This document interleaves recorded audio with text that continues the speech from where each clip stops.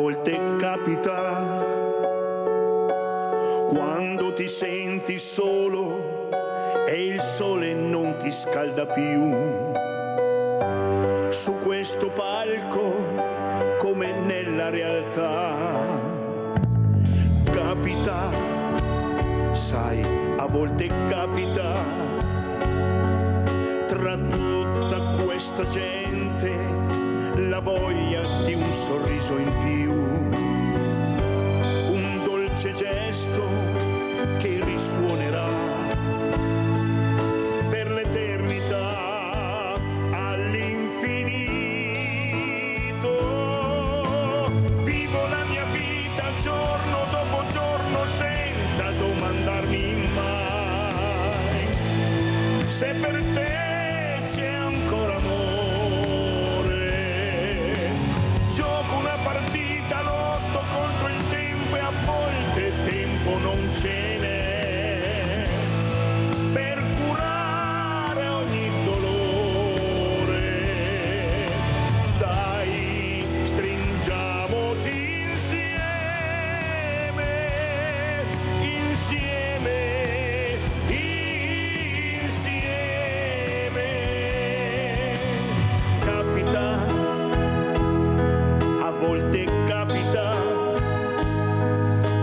dover dire basta, anche se in fondo tu non lo vuoi. Ci soffri dentro, ma sai che è giusto così. Capita, sai, a volte capita di chiedere conforto nella preghiera che non dici mai, un dolce gesto che ti salverà per l'eternità all'infinito. Vivo la mia vita giorno dopo giorno senza domandarmi mai se per te c'è ancora amore. Gioco una partita, lotto contro il tempo e a volte tempo non ce n'è per curare ogni dolore. Dai, stringiamoci insieme, insieme, insieme.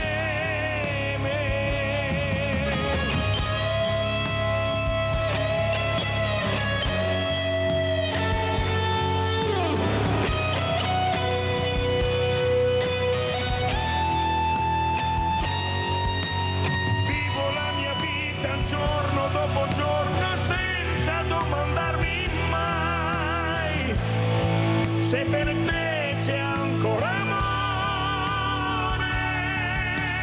Dai, stringiamoci insieme, insieme,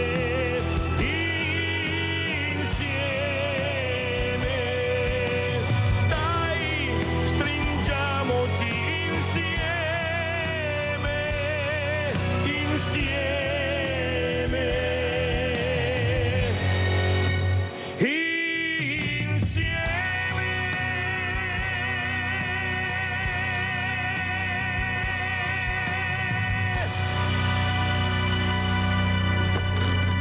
È proprio bravo Gianni Dego, so che vi fa piacere, che avete voglia di sentirlo, visto le telefonate che ho ricevuto, e come aveva promesso e vi avevo promesso, alla mattina iniziamo con queste bellissime canzoni di Gianni Dego, che ringrazio. Questa mattina parleremo sia di diversamente giovani ma anche di giovani, con queste baby gang, con questi atti di vandalismo che io non ne posso più, con Nicolò Maria Rocco, consigliere comunale a Treviso Azione. E poi abbiamo collegata da Milano Silvia De Giorgi, vittima di violenza. Eccola qua, buongiorno, buongiorno Silvia. Buongiorno, buongiorno a tutti. Come va Silvia?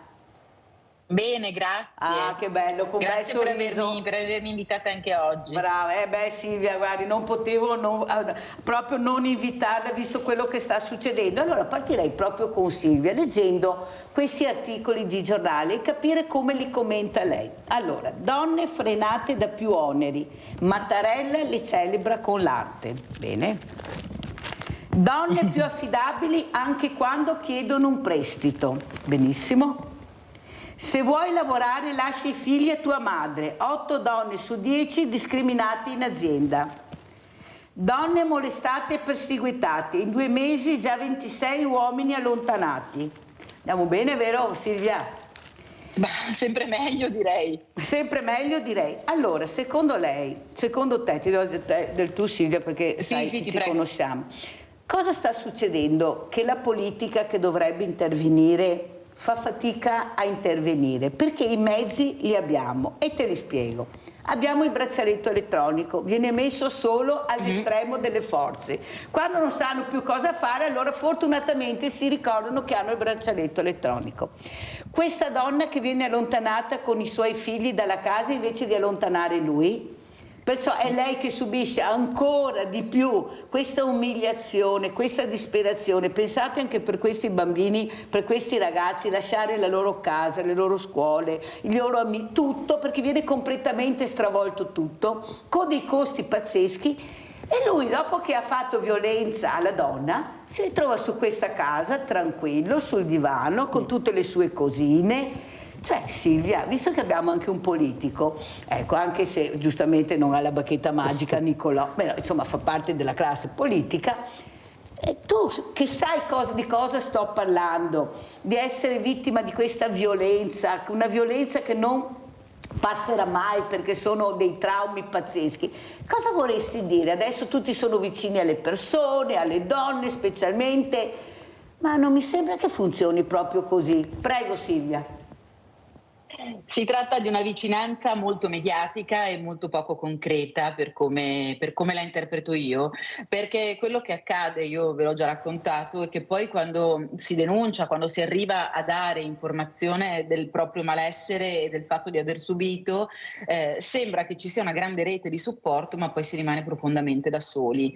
Una delle cose più gravi è la violenza secondaria, che è quella che scaturisce quando poi, ok, ci si è allontanati, magari si è anche state allontanate dalla casa in cui si viveva con i propri figli, e poi subentra il problema enorme della gestione delle economie, che sono qualcosa di veramente complesso per una donna che si ritrova magari con dei figli piccoli e senza una rete di supporto reale e concreta. Quello che secondo me andrebbe fatto è essere estremamente poco tolleranti. Non serve reiterare il reato per allontanare questi individui, basta una singola volta e poi ci si pensa, nel senso ci si allontana, si mette lo spazio, si analizzano le persone. I servizi sociali, che hanno una grande potenzialità in questo ambito, dovrebbero realmente intervenire e fare il loro lavoro, cosa che purtroppo accade in maniera sommaria. Come sai, io ho visto affidare i miei figli al servizio sociale pur rimanendo collocati presso di me. Ho affrontato un lungo percorso per dimostrare che non ero io la persona sbagliata e ottenere poi la decadenza dell'altro genitore, ma non è facile. E poi non è soprattutto facile rimanere in piedi quando ti devi reinventare una vita e fare in modo di far funzionare tutto, ridare serenità ai ragazzi, trovarla tu stessa, perché nessuno si ricorda che la prima vittima è quella che subisce ed è la donna, e devi ritrovare pace, e non c'è un servizio di nessun tipo pubblico che possa aiutare ad analizzare e a ritrovare questa serenità.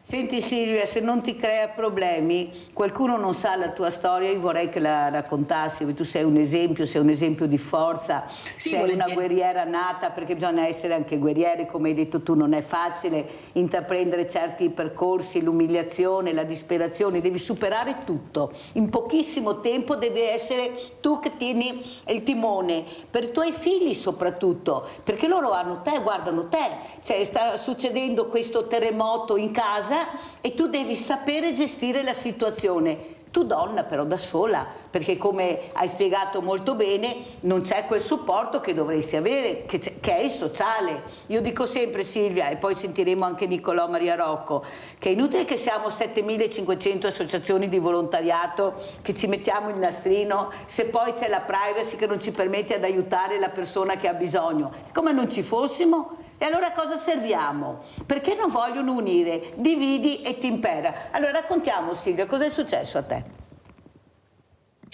Io sono un caso tra virgolette fortunato, nel senso che sono qua, vi sto parlando e sto raccontando e ho ridato un senso alla mia vita. Io sono una vittima di violenza e ormai sono passati più di 10 anni dalla prima denuncia. Non entro nel dettaglio tecnico perché i processi sono ancora in corso, questa è la follia, e ci sono dei processi penali ancora pendenti per i quali sto attendendo delle risposte. Ma io faccio parte di quei soggetti che hanno trovato dopo tanto tempo, dopo una chiusura all'interno del proprio nucleo e l'alienazione dal resto del mondo, la forza di denunciare qualcosa che non andava bene, un rapporto assolutamente malato e inadeguato. Quando ho denunciato sono successe delle cose assurde. Signora, ha denunciato una sola volta, nel frattempo io avevo una prognosi di pronto soccorso. Oppure, signora, questa è una normale conflittualità tra coniugi in fase di separazione, perché nel mentre era appunto si era innescato anche questo procedimento. Nel mio percorso lunghissimo, farraginoso, durante il quale, come vi ho detto, ho trovato anche i miei figli affidati ai servizi sociali e ho combattuto per dimostrare che ero il soggetto buono della vicenda. In questo mentre nessun servizio ci ha supportati. I miei ragazzi hanno subito la presenza e la frequentazione dei centri antiviolenza, sono stati analizzati, guardati, introiettati, ma poi non sono stati supportati nel ricostruire quello che era stato sviscerato e che li aveva fatti molto soffrire. Al contempo io dovevo ovviamente supportare loro e supportare la mia famiglia. Detto questo, è quello che è capitato, è che io sono dovuta arrivare a rivolgermi alla Corte Europea per i diritti dell'uomo per vedere tutelati i miei diritti, o meglio per vedere condannata l'Italia per non aver assolutamente, il Tribunale di Padova nello specifico, per non aver dato supporto al mio caso, non averlo adeguatamente gestito e aver fatto in modo che i ragazzi e io diventassimo vittime all'ennesima potenza. Fatto questo, però, di fatto io ho dovuto cambiare città, non vivo più in Veneto, attualmente viviamo a Milano io e i miei figli, mia figlia studia in un campus a Treviso vicino a voi ed è una ragazza splendida, ma la vita è stata difficile perché quando questi uomini decidono di volerti devastare, lo fanno a 360 gradi, lo fanno con le violenze fisiche e psicologiche, e andrebbe molto analizzato questo fatto, e poi con quelle di natura economica, perché beatamente si dimenticano di avere dei figli, di avere delle responsabilità e ti lasciano sul groppone i debiti magari, oltre alla gestione e al mantenimento totale dei tuoi ragazzi. Questo è un po' il mio caso. Io di fatto ho rimboccato le maniche, mi sono reinventata in 1000 modi, ma non è stato facile, perché trovare un lavoro come dipendente per una donna, io ho 46 anni, all'epoca un po' meno, è impossibile. Trovare un lavoro che ti tenga fuori casa 10 ore quando hai 3 figli che devi curare da sola è altrettanto folle, e quindi in qualche maniera ti devi inventare. E credo che il primo supporto vero che andrebbe dato alle donne è quello di dare loro la possibilità di avere un nuovo sbocco professionale più adeguato alla gestione della famiglia, perché una delle cose che ricorderò sempre, che ho sentito in udienza detta da una giudice donna, è stata: signora, vada a lavare le scale di notte quando i suoi figli dormono. E credo che non serva un altro commento. No, hai fatto bene a ricordare anche questa frase, perché dopo io aggiungerò anche qualcos'altro. Silvia, ne parlerò con Nicolò Maria Rocco, però prima sentiamo Rinaldo da Venezia, se dopo va beva il caffè. Vai Rinaldo! Ciao Mirella e buongiorno ai tuoi ospiti. Ciao. Intanto. Se voglio parlare di un problema da tantissimi anni, invece di risolvere qualche cosa, va sempre peso. Ma sti uomini, cosa hai sul cervello? Non ti sta bene con tua moglie, sa che la vada nelle figli ti vogliono. E tutta sta cattiveria, sta violenza, cosa risolviamo? Niente. Siamo nati condannati, perché siamo nati ma avremo da morire. Peso roba si crea, nascendo ti dà una piega in testa perché ti va da morire. visto che se avremo la vita, queste robe che qua, tutto finisce nella vita, non c'è niente che dura. Dobbiamo essere buoni a stare con gli eventi, bisogna che vada concretizzare, chi vada si mette d'accordo fra le ore, non siamo più d'accordo. 1060 anni che so con mia moglie, va bene? Ma capito voi i miei problemi? Mi servo e vado via, non mi interessa, ma dopo non sei dopo la vita, non sei come le canzoni, bevo a volte amo te, che vuoi i soldi nella vita, è tranquilla, chi va d'accordo con tua moglie, se che via grana, partivano i politici, chi che ha soldi, sti problemi qua non li dà, perché? Perché qui i soldi, il commercio è tutto, no? Cosa andiamo in cerca? È tutta una questione di soldi, perché guarda, signora Poirete, che tocca a curarsi, la crescita dei fiori, tutti i problemi, tutte le ronde, e se è giusto? Non è giusto, e lo Stato dovrebbe aiutarle, ma non facendone quella bocca grande, no, perché è un suo diritto di vivere una vita dignitosa con i fiori che avrà, aiutarla.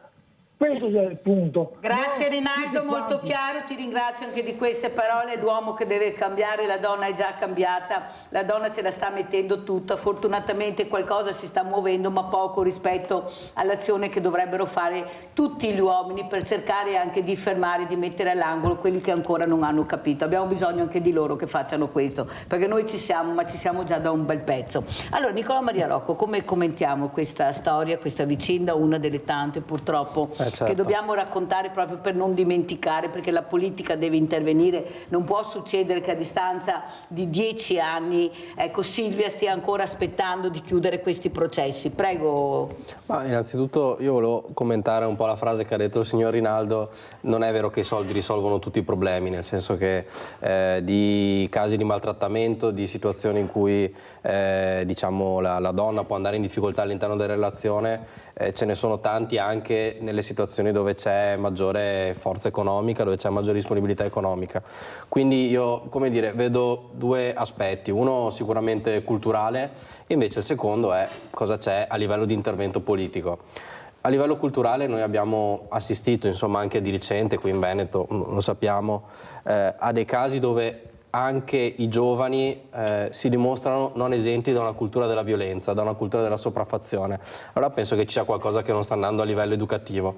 Ora io non amo particolarmente il termine patriarcato, penso che sia, come dire, a volte un pochino troppo semplificatorio nella questione, diciamo, dell'analisi dei rapporti tra i generi, però l'uomo ha una responsabilità, l'uomo biologicamente ha, chiamiamolo così, il monopolio della violenza. In una società in cui oggettivamente per una donna è più difficile poter pensare per esempio di avere un'indipendenza lavorativa, con il fatto di avere anche una sua possibilità di realizzazione familiare, e quindi noi dobbiamo fare in modo che i ragazzi capiscano qual è la responsabilità di questo, chiamiamolo così, monopolio della violenza che hanno, e quindi essere educati in maniera più assolutamente severa, attenta.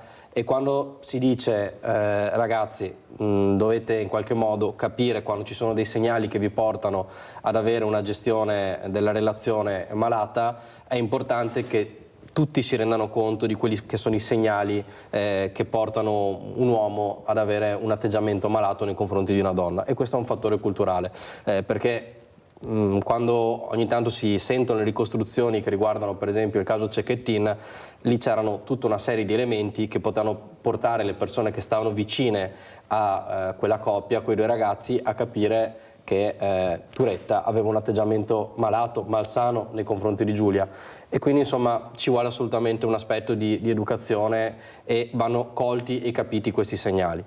Il secondo aspetto invece è l'intervento, cioè cosa fa la politica, cosa può fare, come si risponde.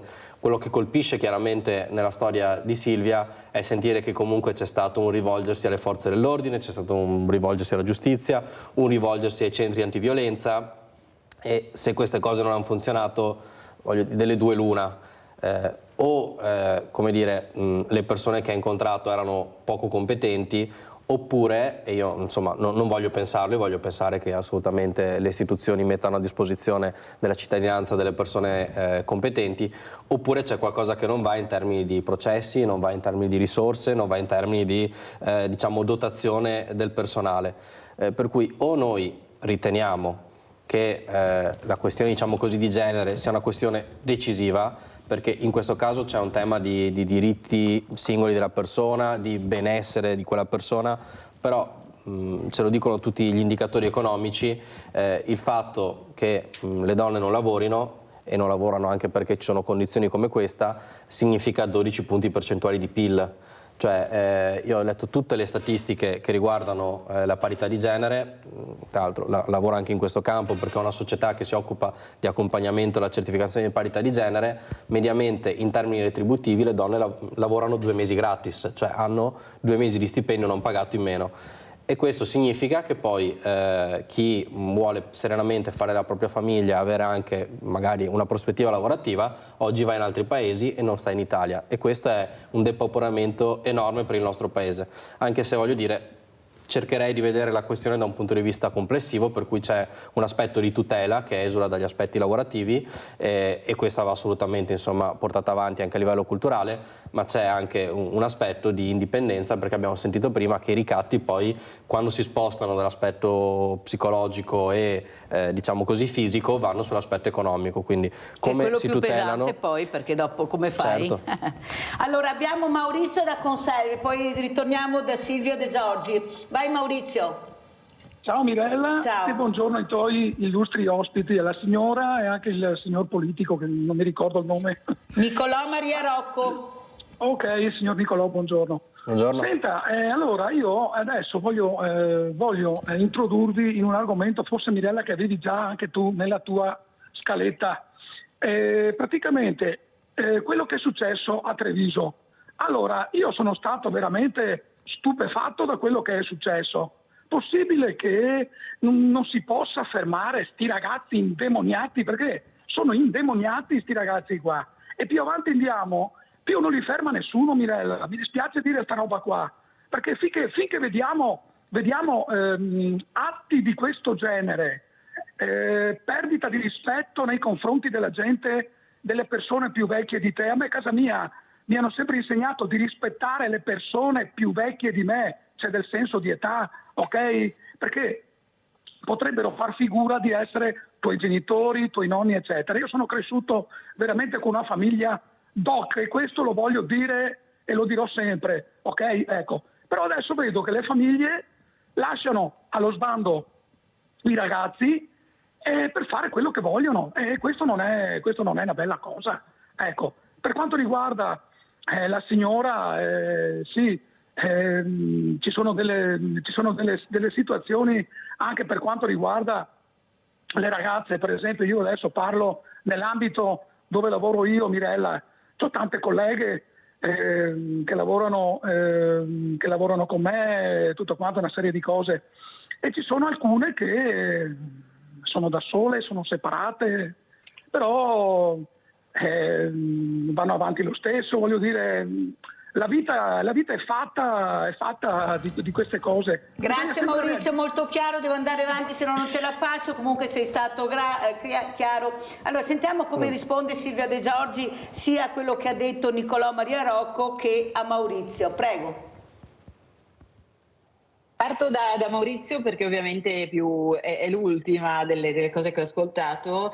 Rispetto al vanno avanti lo stesso, certo si va avanti, si sopravvive, ma vivere è un'altra cosa rispetto al sopravvivere. Andare avanti e assumere le responsabilità anche di un'altra persona, secondo me, non è corretto, perché ognuno di noi dovrebbe farsi carico delle proprie responsabilità.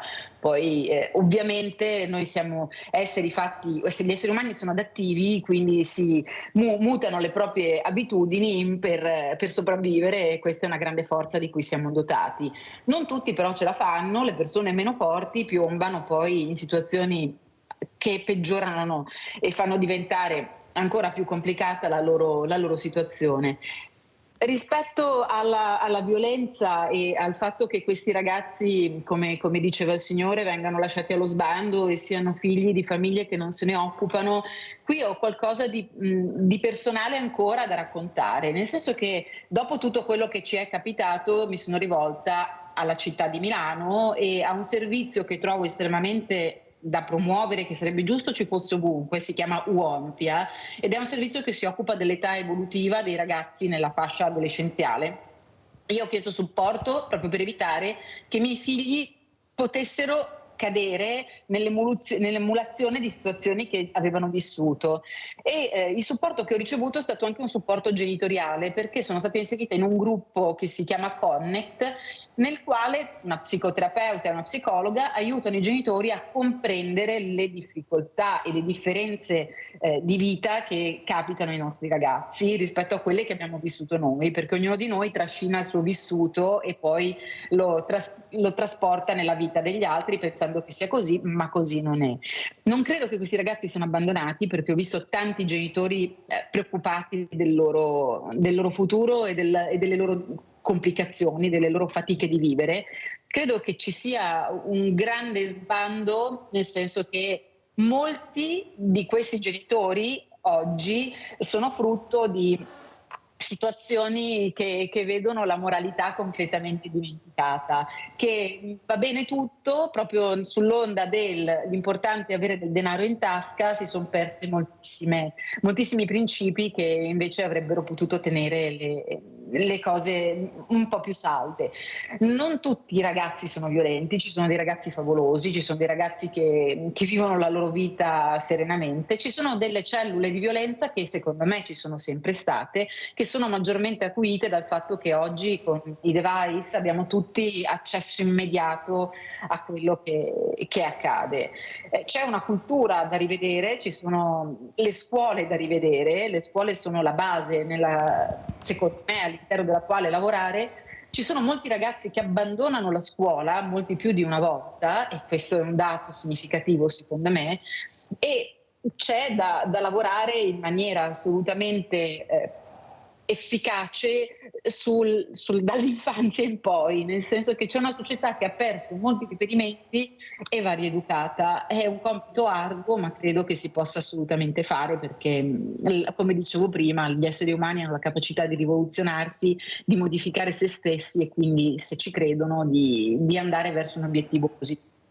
Allora, non è... No, hai spiegato molto bene, Silvia, e ti ringrazio, perché poi riesci anche a parlare molto semplicemente, a casa si capisce bene qual è la centralità del discorso. Però io ti dico anche questo. Allora, io ne parlerò, visto che faccio anche questi percorsi, lo sa anche Nicolò Maria Rocco, anche con Villa Margherita Inclusiva, che speriamo che qualcuno riesca a capire l'importanza di quello che si stava facendo, non come Mirella, ma come associazioni per le fragilità. Io ho fatto la proposta, vediamo se questi ospiti sono d'accordo con Mirella. Allora, nel momento che questo ragazzino, sto parlando di minori, si comporta male, commette un reato, oltre a fare un percorso rieducativo che non è quello di consegnare, a mio avviso, la borsa della spesa o portare a spasso l'anziano, che poi trovi l'anziano da una parte e lui col telefonino su una colonna da un'altra, o un'ora alla settimana a consegnare la borsa della spesa, questo genitore intanto deve continuare ad andare a scuola, deve accompagnarlo, andarlo a prendere, visto che stiamo parlando di un minore, se lo porta a casa, lo riporta a fare una disciplina sportiva, oppure a pulire, oppure a lavorare, si sceglie, perché possono sceglierlo. Io ti dico che puoi decidere su queste cose, se lo va a riprendere, se lo tiene a casa, perché mi sembra, Silvia, lo dico anche a Nicolò Maria Rocco, che ci sia una legge molto chiara, che un minore non può essere lasciato da solo per più di 3 ore, compresi i nonni. Allora, quando Silvia ha detto che questa giudice le ha detto vada a lavorare di sera, io vorrei chiedere a questa giudice se ha letto l'articolo di legge che prevede che il minore deve essere sempre presente con maggiorenni, con qualcuno della famiglia, addirittura i nonni al massimo 3 ore. Nicolò Maria Rocco lo sapeva, non lo sapeva? Perché poi, sentendo quello che ha detto Silvia De Giorgi, qua bisogna la competenza, ma cosa mi dicono? Perché in quel momento io avrei risposto a questa giudice: sì, chi mi tiene i ragazzi nel momento che voi mi imponete di avere un tutor, se non è il familiare che sorveglia questi ragazzi? Nicolò. Sì, qual è la domanda però? La risposta è: come politico rispetto alle leggi. Allora, ci sono le leggi, io vado in tribunale e la risposta è: cara signora, vada a fare le scale da una giudice, perché l'ha detto la Silvia, vada a fare le scale e così lei riesce a lavorare. E i miei figli che sono minori dove li lascio? No, allora, stiamo diciamo, sulle baby gang. Allora, innanzitutto c'è stato un problema di sottovalutazione enorme, nel senso che io insomma, mi ricordo 2 anni fa iniziavo ad andare in piazza Borsa davanti al PAM a dire: questa situazione non va bene, perché i cittadini mi dicevano: guardi, venga perché le cose non vanno.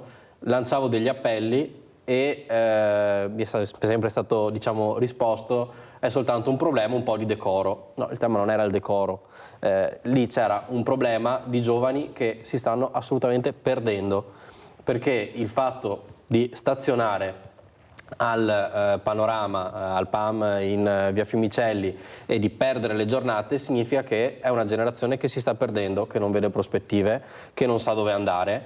E se le persone, i ragazzi che hanno 16, 17, 18 anni non vivono quella fase della loro vita in maniera generativa, creativa, prima o poi la sfoceranno in altre maniere, perché significa essere frustrati, significa non vedere futuro, significa non avere modelli, significa non avere qualcuno che li ascolta, perché non è che stessimo parlando di 100 anni fa, però mi ricordo quando avevo 15-16 anni io, al pomeriggio sarebbe stato bello avere il tempo pieno, io sono assolutamente a favore del tempo pieno, ma sarebbe stato bello, cioè era bello il fatto di finire la scuola e andare a fare sport, avere delle attività che piacciono. Oggi purtroppo queste attività sono sempre di meno, costano, e quindi se diciamo la famiglia non ha la capacità economica di far fare sport al proprio figlio, diciamo non lo fa, oppure succede magari che le possibilità ci sarebbero anche, però è fatica a stare insieme, e quindi quello che va in qualche modo recuperato è il senso di comunità, cioè manca la dimensione della comunità.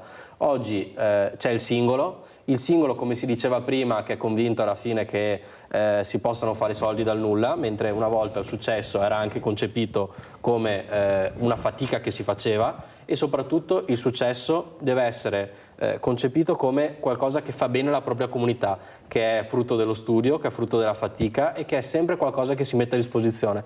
Oggi quella dimensione non c'è, e io sono convinto che sia anche perché sono stati promossi dei modelli sbagliati. Quindi la prima cosa che noi dovremmo fare è ripromuovere dei modelli giusti.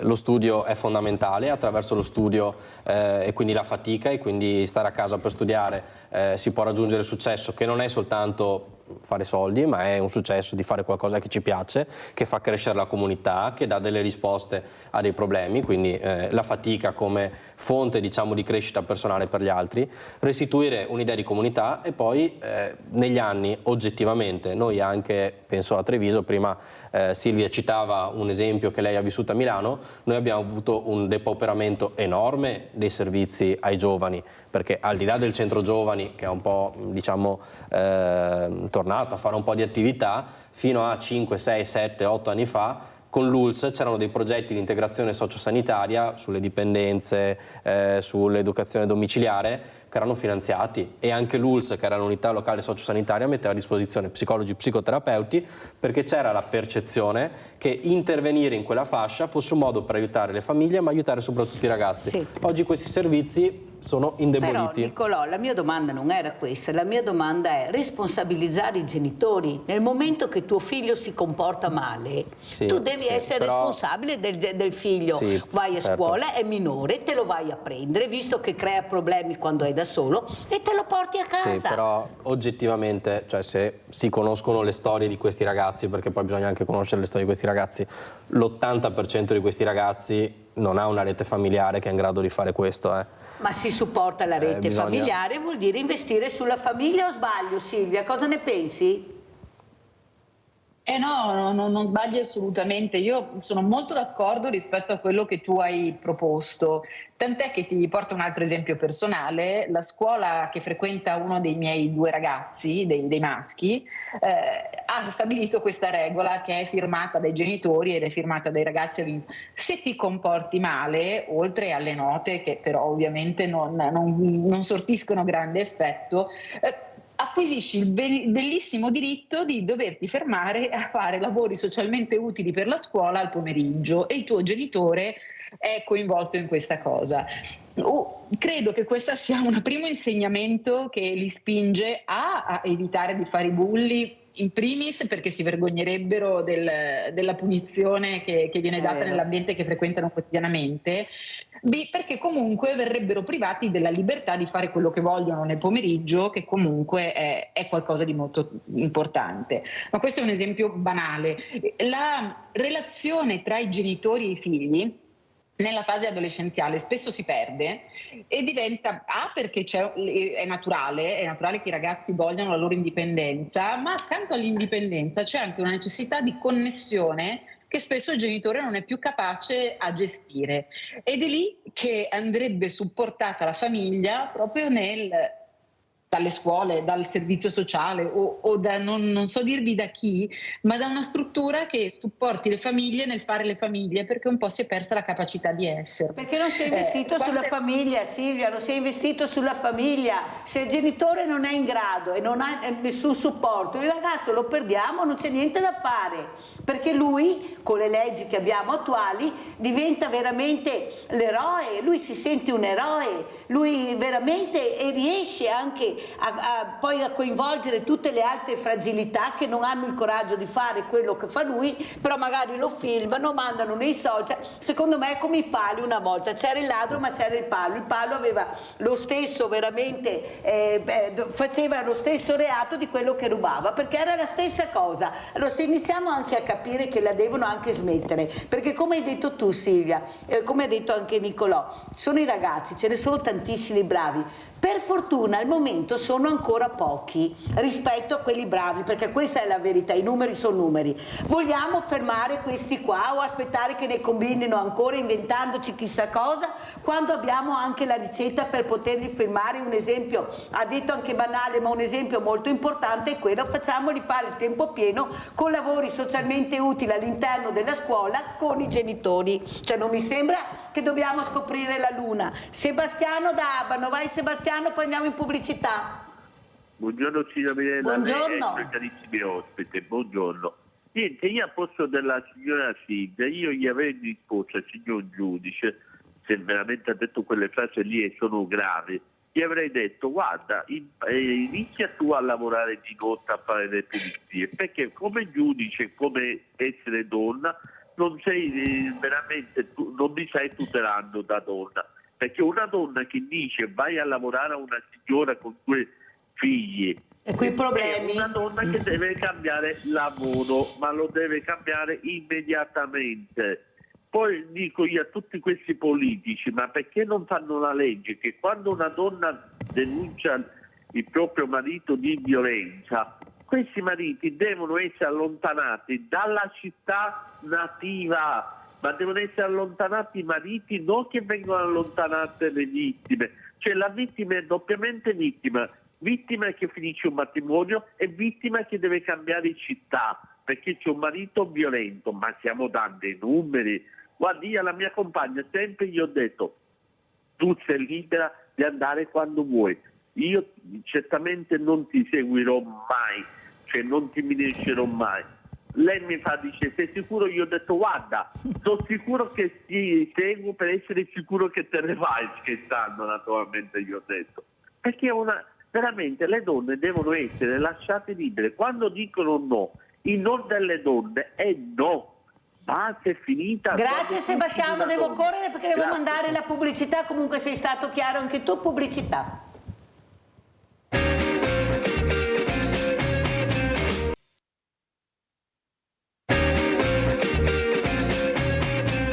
Siamo con Silvia De Giorgi, vittima di violenza, collegata con noi da Milano, e siamo con Nicolò Maria Rocco, consigliere comunale a Treviso.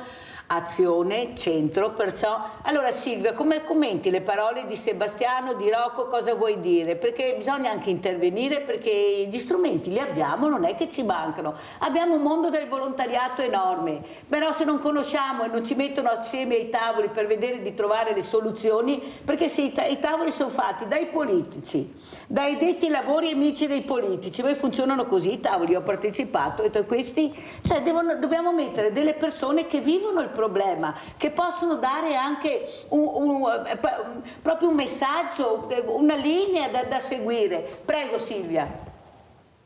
Hai toccato un punto focale secondo me, ed è il fatto che serva l'esempio, perché un po' come quando i ragazzi sono piccoli e è l'esempio che seguono per diventare degli esseri un po' cresciuti, va dato l'esempio per imparare a comportarsi in maniera adeguata.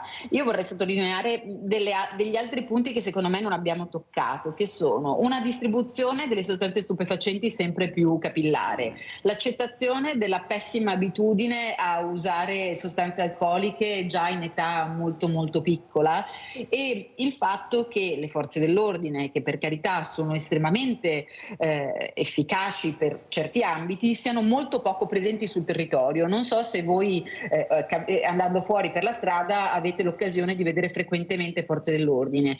Milano è una città grandissima, io frequento il parco con i cani quotidianamente, non incontro, quantomeno almeno che non siano in borghese, una forza dell'ordine, un membro delle forze dell'ordine che sia uno nell'arco di 10 giorni, non me ne capita uno. Altro dettaglio essenziale poi rispetto al tema che avete toccato prima della famosa giudice e del fatto che le 3 ore sono il tempo massimo in cui i ragazzi possono stare da soli o con i nonni, mi viene da segnalare un altro fatto. C'è molta poca formazione rispetto a questo tema anche nei soggetti preposti all'analisi, alla gestione, perché giudici che scrivono normale conflittualità nell'ambito di una separazione, nel momento in cui ci sono prognosi con caschi tirati sulla testa di una persona che viene trascinata e al grido ti uccido, secondo me non si tratta di normale conflittualità, e quindi sottovalutare qualunque segnale, soprattutto episodi concreti, perché non si hanno gli strumenti. Io non sto colpevolizzando questi soggetti, ma credo che siano stati formati oramai tanto tempo fa e che vadano aggiornati, che alle forze dell'ordine vadano affiancati degli psicologi, degli psichiatri, degli psicoterapeuti, perché è difficile dire che un membro della forza di polizia si possa fare il carico di analizzare A, la veridicità di quello che la persona sta andando a raccontare, B, il potenziale livello di gravità dell'altro soggetto, che magari è un bel soggetto borderline, che è ego riferito ed è capacissimo di ingannare chi si trova davanti. Quindi c'è un grande lavoro da fare, ci sono tutti gli strumenti, manca la volontà, secondo me, per certi versi, di farsi carico di questa cosa. A me dispiace dirlo, ma nelle varie campagne elettorali e nei vari episodi in cui la politica ha l'opportunità di farsi ascoltare, dice delle cose bellissime, poi però non scende in campo con l'attuazione concreta e materiale del piccolo, perché dichiarare, mettere delle panchine in giro per il mondo non serve a niente, serve solamente alle persone come me, quando passano davanti, a provare della rabbia. Non serve a quelli che commetteranno il futuro femminicidio o la futura violenza a dire oddio non lo farò. Guarda Silvia, ti bacerei, ti stringerei se fossi vicina, perché è anni che dico che le panchine non servono se non c'è il dopo panchina, anzi sono talmente tante che ormai facciamo fatica a capire che colore ha quella, cosa si riferisce sta panchina, perché non è neanche scritto niente a volte, e perciò capite che se non c'è il dopo panchina, anzi quella panchina mi fa rabbia. Nicolò, come commenti? No, ma questa è, voglio dire, l'intervento che trovo più in linea con il mio pensiero. Il problema che noi abbiamo è che noi mettiamo in politica, votiamo, eleggiamo, il motivo per cui a me piace Azione, perché comunque sta facendo anche delle liste per le europee di persone che nella loro vita hanno fatto qualcosa, perché se voi ereditaste un'edicola Mettereste a gestire l'edicola una persona che non ha lavorato un giorno in vita sua, che non ha mai fatto accadere qualcosa, che non ha mai venduto nulla? Io vedo dei politici, e uso una frase di Gordon Gekko, che se vendessero bare la gente smetterebbe di morire, cioè che non hanno mai fatto niente e non sarebbero in grado di fare niente. Allora, quello che a me è piaciuto molto di Carlo Calenda è che lui ha detto: quando sono andato al Ministero dello Sviluppo Economico ho scoperto che il mio ministero aveva 15 miliardi non spesi. Cos'erano quei 15 miliardi? Erano le conferenze stampa. Allora, come si dice per le panchine rosse, quando succede qualcosa si fa una bella conferenza stampa e si dice 15 miliardi sullo sviluppo economico, 5 li metto per il Made in Italy, 5 li metto per l'export, 5 li metto per l'ammortamento dei beni strumentali. Poi però quei 15 miliardi non producono niente perché nessuno sta a vedere che ci sia l'esecuzione di quello che è stato scritto nelle leggi. Noi abbiamo delle leggi bellissime, facciamo delle leggi, aumentiamo le pene, prevediamo dei tavoli di lavoro, ma poi non c'è una cultura della gestione. Allora io sono convinto che la prima risposta sia cercare di ridare alla politica un po' di competenza di far accadere le cose, e la competenza di far accadere le cose si fa anche scegliendo delle persone che le cose le vogliano far accadere. E il motivo per il quale io sono sempre stupito quando ci sono politici, il vice primo ministro che non ha lavorato un giorno in vita sua, perché noi sappiamo, chi viene dal mondo del lavoro, chi viene dal mondo delle professioni sa che al di là del titolo, in una legge, in un provvedimento, in un atto, in un processo dentro un'azienda, che non è soltanto dire io faccio questo processo, ma la cultura della gestione, che è quella che noi dovremmo pretendere da chi amministra la cosa pubblica, è fare in modo che le cose che sono scritte, che sono molto belle, le panchine, poi portino a dei risultati concreti. Allora, su questo sono convinto, insomma, che si possa pretendere un po' di più dalla nostra classe politica. Io mi ci metto in mezzo perché sono, voglio dire, un consigliere comunale, sono l'ultima ruota del carro, però sarebbe bello vedere persone che quando si candidano dimostrano anche quello che loro hanno fatto nella loro vita, come entrano in quel problema e come hanno cercato nella loro vita di risolverlo, magari con dei risultati concreti. Allora andiamo a sentire cosa ha detto il procuratore Martani proprio sulla nuova legge sulla violenza sulle donne, poi commentiamo, andiamo a sentire.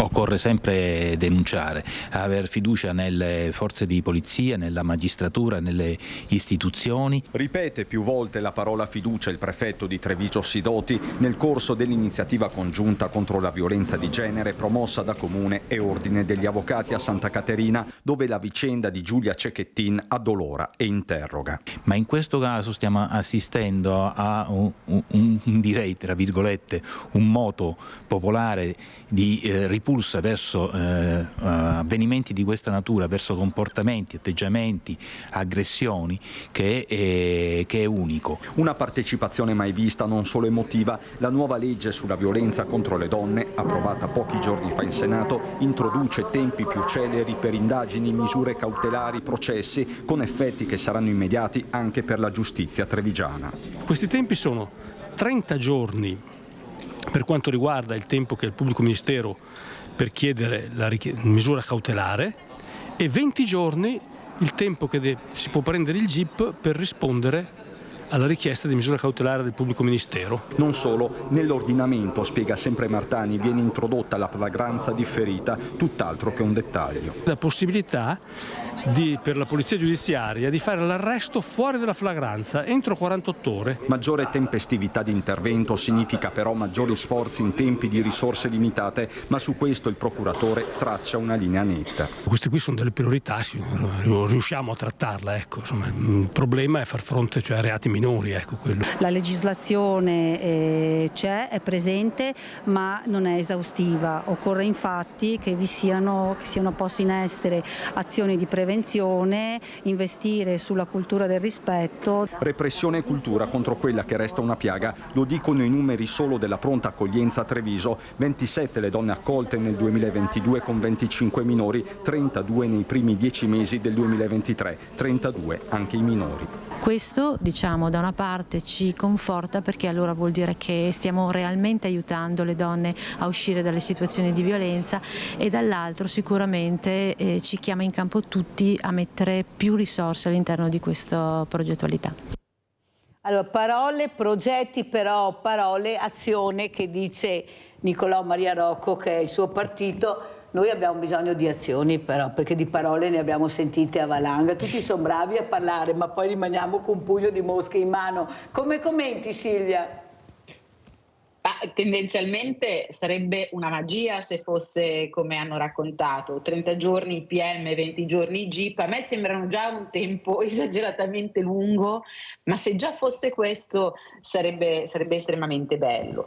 Parlare della flagranza differita, io ci credo poco, nel senso che poi sono degli esseri umani quelli che sono preposti a mettere in atto queste cose, e mi auguro che vengano appunto formati per farlo, perché ribadisco, io ho assistito a delle cose veramente indicibili. Personalmente sono stata chiusa fuori dalla mia casa mentre i carabinieri osservavano la situazione e mi dicevano non possiamo farci niente, lui si è barricato dentro, vada a dormire da un'amica. E stenderei un velo pietoso.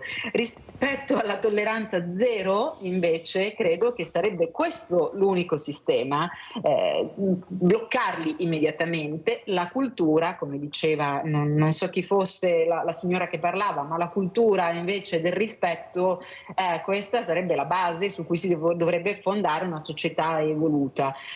La nostra società difficilmente rispetta, perché basta guardarsi intorno e ci sono dimostrazioni di questa mancanza estremamente ampie. Mi auguro che la disgrazia capitata alla famiglia Cecchettin, che è stata quella che ha avuto nell'ultimo periodo la maggior risonanza mediatica, possa in qualche modo risvegliare gli animi. Il fatto che ci fossero tante persone all'evento o alla presentazione di questa nuova legge, wow, bellissimo. Però poi queste persone se ne sono andate tutte a casa, ognuna ha pensato al suo proprio orticello e nessuno si è messo realmente fisicamente in atto per andare a dare modifiche alla situazione. Già che 27 donne e 25 minori siano stati accolti da un sistema è un buon dato, ma non dovrebbe accadere che nessuno venga accolto da nessuna parte. Questo è il problema, i numeri bisogna guardarli anche dall'altra faccia della medaglia, purtroppo. Abbiamo Gilberto da Verona. Ciao Gilberto. Buongiorno. Buongiorno. Buongiorno, chiedevo un'informazione. Ora si è parlato tanto autonomia del Veneto o altre cose. Però secondo me non si è stato chiaro, non si è detto se il Veneto allora è entrato in autonomia, quanto manca, cosa succede. Voi potete dirmi qualcosa su queste cose? Certo, te lo dirà Nicolò Maria Rocco. Infatti la confusione regna sovrana, sembra l'autonomia arrivi domani. Spieghiamo bene se arriverà l'autonomia e che tempi ci sono, perché sono tutti step per andare avanti. Prego Nicolò. Allora, in questo momento l'autonomia non c'è, cioè è evidente, nel senso che non è che oggi le regioni o le autonomie locali stanno gestendo più servizi di quello che facevano prima. Cos'è successo con la legge Calderoli? Semplicemente la legge Calderoli dà atto di un processo costituzionale, che in realtà era già scritto in Costituzione, non serviva un referendum per portarla avanti, ovvero le regioni che fanno richiesta possono gestire autonomamente alcune materie che sono già in qualche modo inserite nella materia concorrente. Quindi voglio dire, ci sono le infrastrutture, c'è l'energia, che per me è una follia, perché il fatto che il Veneto decida le sue politiche energetiche è una cosa che non sta né in cielo né in terra, però insomma ci sono una serie di materie sulle quali le regioni possono chiedere di attivare dei processi di autonomia. Cioè io decido che quella materia che oggi è gestita dallo Stato, un domani voglio gestirla io come regione. Però come si arriva a questo? Lo Stato, quindi il DDL Calderoli, prevede dei livelli essenziali delle prestazioni, ovvero dice va bene, tu puoi gestire in autonomia una parte del personale scolastico, però sappi che il personale scolastico deve costare allo Stato 2.000 euro a insegnante. Nel momento in cui ci saranno le risorse per fare in modo che questi livelli essenziali delle prestazioni vengano garantiti, che abbiano diciamo un costo più o meno simile e che vengano garantiti in tutte le regioni, tu potrai avvocare a te e quindi chiedere di poter gestire direttamente quella competenza. Oggi quella cosa ovviamente non c'è, cioè noi oggi abbiamo costruito, il Parlamento ha costruito l'impianto normativo per cui quando ci saranno le risorse e verranno definiti i livelli essenziali delle prestazioni sarà possibile portare a sé le competenze, ma chiaramente serviranno penso 10-15 miliardi perché questo avvenga. Oggi in finanziaria ovviamente non c'è minimo riferimento al fatto che queste risorse esistano, quindi cosa significa? Che noi abbiamo aggiornato vagamente a livello normativo, dato compimento al fatto che la Costituzione preveda già che alcune materie concorrenti possono essere avocate a sé alle regioni e aggiunto un pezzettino che si chiama come si fa questa cosa con i livelli essenziali delle prestazioni. Dopodiché servirà una finanziaria con 15 miliardi di euro perché si inizia a pensare che le regioni effettivamente dicano queste competenze vanno a noi. Se io posso dare una mia personalissima opinione, io sono favorevole all'autonomia, nel senso che esistono dei servizi che le autonomie locali, le comunità locali sono in grado di fare in maniera più efficace. Oggi le risorse per questa cosa non ci sono. Sono convinto che in realtà un'autonomia fatta in questa maniera non tenga conto di alcune specificità, perché per esempio in Veneto avrebbe senso che l'autonomia ci fosse per le scuole primarie, perché noi abbiamo una storia di scuole paritarie che portano, grazie al fatto che ci sia una grande rete di scuole cattoliche che hanno nel tempo in qualche modo dato per prime i servizi alle scuole d'infanzia, portato un bambino oggi a costare allo Stato la metà in Veneto di quello che costa in altre regioni, però ci sono alcune materie che è assolutamente folle, per esempio l'istruzione secondaria, il fatto che alle superiori il Veneto possa decidere autonomamente quelli che sono i bisogni formativi in un mondo sempre più globalizzato, mi pare una follia, per non parlare di infrastrutture o politiche energetiche, cioè con questa legge domani Emiliano può decidere che il TAP non gli piace più e quindi noi rimaniamo al freddo perché a lui il TAP non piace, perché nella sua testa rovina le spiagge, cosa che evidentemente non è successa. Abbiamo sentito la spiegazione per quanto riguarda questa ipotetica autonomia che non si sa quando arriverà, ne stanno parlando al momento, di Nicolò Maria Rocco, che ringraziamo. Silvia De Giorgi, come ci saluta e che messaggio vuoi dare questa mattina alla politica, visto che siamo in campagna elettorale, visto che c'è una donna premier, una donna singola con una figlia da crescere, ecco, cosa vorresti dire alla politica in generale, Silvia? Di calarsi realmente nei panni delle persone che devono rappresentare, di pensare a quello che davvero è il bisogno delle persone, di guardare con gli occhi non del politico, ma della sorella, della mamma, dell'amica, delle persone che sono dall'altra parte, nel senso che ognuno di noi ovviamente ha un bisogno specifico, la politica deve guardare macroscopicamente i bisogni di tutti, ma talvolta sarebbe opportuno che si calasse nei panni fisici di chi sta dall'altra parte per acquisire un po' più di sensibilità. Grazie a Silvia De Giorgi, vittima di violenza, collegata con noi da Milano. Grazie Silvia di essere stata con noi per quello che hai detto e grazie anche a Nicolò Maria Rocco, consigliere comunale a Treviso di Azione. Grazie pubblicità. Grazie.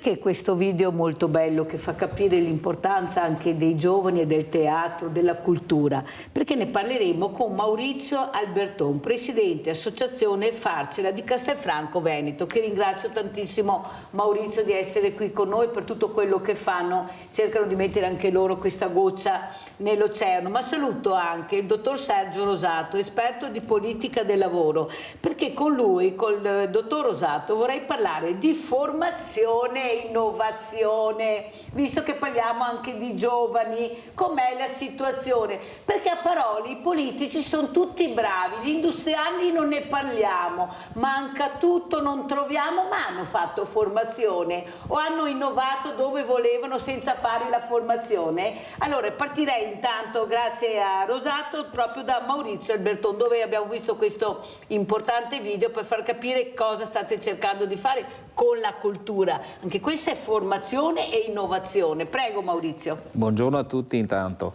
Allora, questo è il nostro, diciamo, il primo progetto che abbiamo fatto, che è il progetto di teatro. Martedì prossimo alle 20:30 all'Accademico di Castelfranco Veneto, Teatro Accademico, ci sarà lo spettacolo Dedalo ed Icaro, sempre in tutta, diciamo, l'organizzazione che è stata fatta per il mese di aprile per il discorso della consapevolezza dell'autismo, tutte le manifestazioni in blu che ci sono a Treviso, c'è la marcia, ci sono varie manifestazioni che abbiamo organizzato assieme a tutte le associazioni e le realtà che ci sono nella nostra provincia. E ce ne sono tante e sono tutti veramente impegnati al massimo.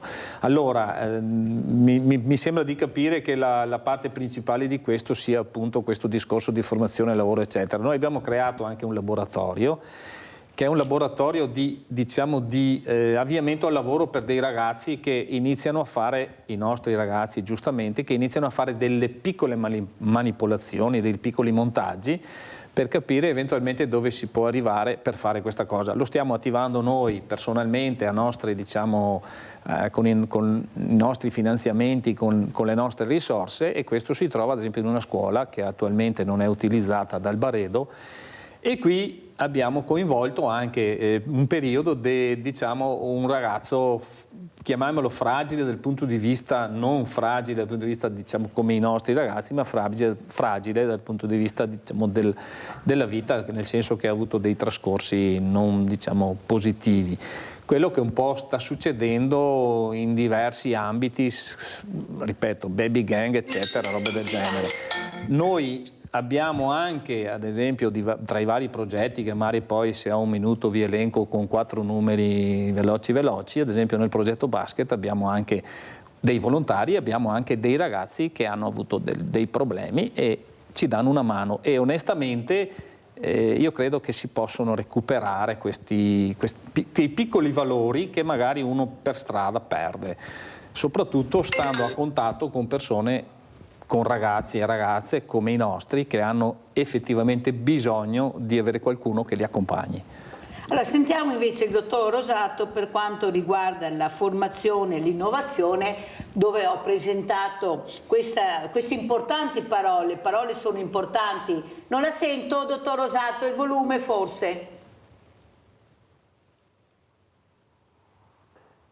Dottor Rosato, mi sente? Ma io non sento lei, adesso dottor sì, Rosato. Eccolo qua, adesso lo sento. Prego, dottor Rosato. Sì, buongiorno. Buongiorno. Mi ripete perché non lo so. Buongiorno. Buongiorno, allora volevo sapere, ecco, cosa vuol dire la parola formazione e innovazione nel 2024, dove mi sembra che questi ragazzi stiano cercando proprio questo, ma fanno fatica ad avere le risposte. Eppure c'è, perché lei è un rappresentante, sto parlando di un esperto di politica del lavoro, perciò questa politica del lavoro deve anche spiegare cosa sta facendo con l'innovazione, ma soprattutto con la formazione. Prego, dottor Rosato.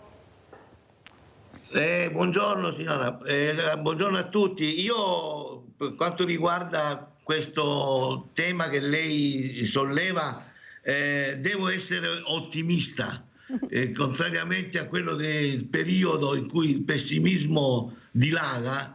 Devo essere ottimista perché noi abbiamo un sistema di formazione professionale sia statale che regionale in Veneto è una delle regioni messe meglio.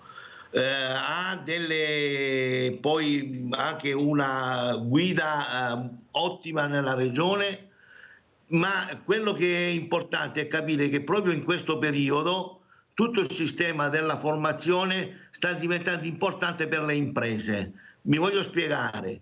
Mentre in passato la formazione era un po' fatta per preparare la domanda al mercato del lavoro, senza tener molto conto di quelle che erano le esigenze effettive delle imprese, dei datori di lavoro, adesso finalmente di fronte ai grandi cambiamenti, alle innovazioni tecnologiche, soprattutto ai cambiamenti demografici, quando c'è bisogno anche di rimettere al lavoro gente non più giovane, che però perde un lavoro e si deve riciclare in un lavoro che richiede competenze digitali, competenze linguistiche e altri tipi di conseguenze, la formazione sta diventando veramente l'unica politica del lavoro possibile in questo momento.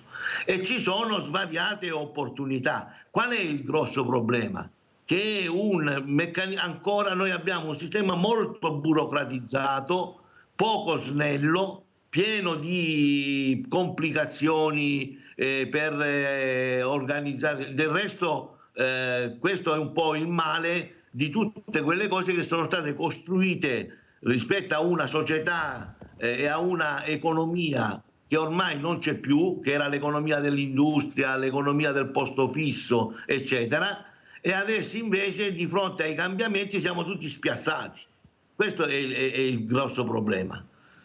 Dottor Rosato, parliamo di formazione, ma siamo sicuri, visto le morti sul lavoro che abbiamo, perché i numeri sono numeri, basta vedere anche cosa è successo con questi mesi del 2024, che ci sia abbastanza formazione nell'ambito proprio del lavoro, dove ci sono questi macchinari, anche queste nuove tecnologie, che veramente non puoi distrarti un attimo perché se sbagli veramente paghi, oppure la superficialità con la quale si intraprendono certi lavori, tanto a me non capita perché sono abbastanza formato e so quello che mi succederà, e poi succede che muori, che lo troviamo morto. Cosa dice dottor Rosato? Perché io ho molti dubbi su questa formazione. Anche qui c'è sempre un divario tra quella che è il sistema normativo, organizzativo previsto, che mi creda, per quanto riguarda anche la sicurezza, è assolutamente di primo livello. Noi abbiamo delle norme avanzatissime per quanto riguarda la sicurezza sul lavoro. Abbiamo anche obbligatoriamente reso obbligatori i corsi di formazione, informazione ai lavoratori. Il problema è che abbiamo poi dopo, diciamo così, non investito abbastanza anche per quanto riguarda la preparazione, la cultura delle persone, e soprattutto non abbiamo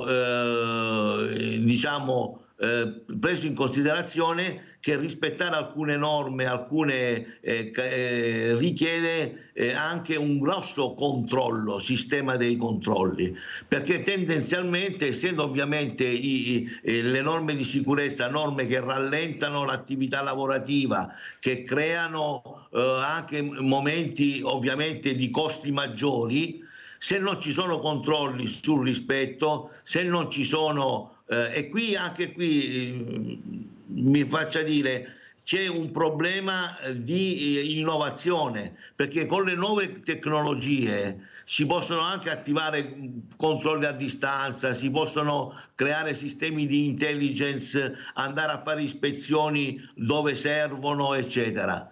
Certo, poi dopo ci sono anche le cose che purtroppo accadono senza che ci siano responsabilità specifiche, però anche in questo caso viene fuori lo stesso discorso. Noi abbiamo un sistema, ci accaniamo sempre a fare norme.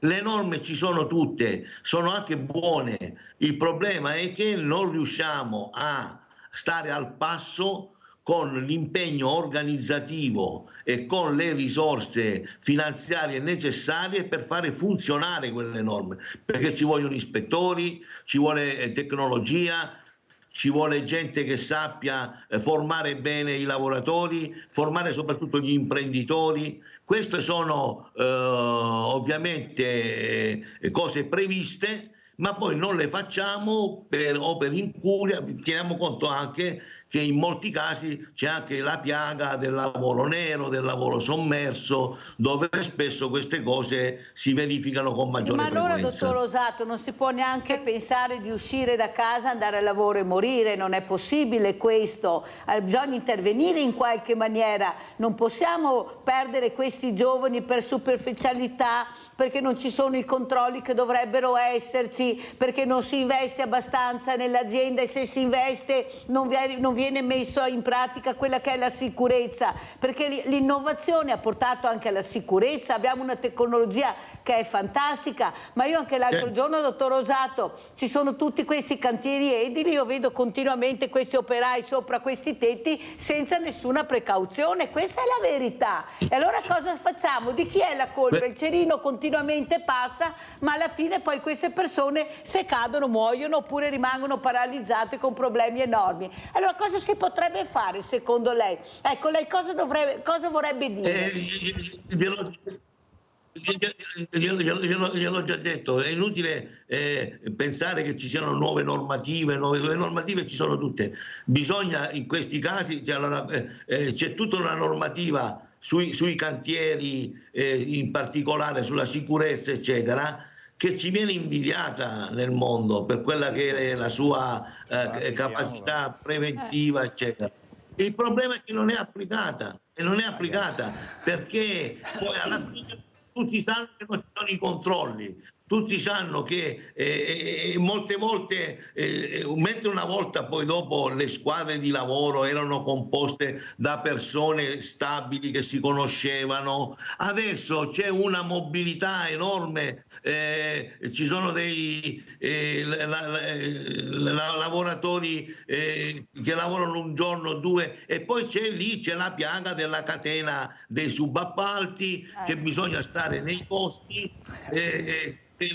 Tutta l'attività è, come si dice, spezzettata, mentre una volta il cantiere era gestito da una o due imprese, adesso il cantiere ci sono 30 imprese diverse, uno fa una cosa, uno fa un'altra, spezzettamento, eccetera, eccetera. È stato chiarissimo, dottor Rosato, tanto è vero che Maurizio Alberton annuiva. Prego, Alberton, commentiamo quello che sta dicendo di importante il dottor Sergio Rosato. Allora, io ho fatto dei lavori all'interno di cantieri. Allora, la differenza rispetto a ipotesi 30 anni fa o 40 anni fa penso sia la fretta.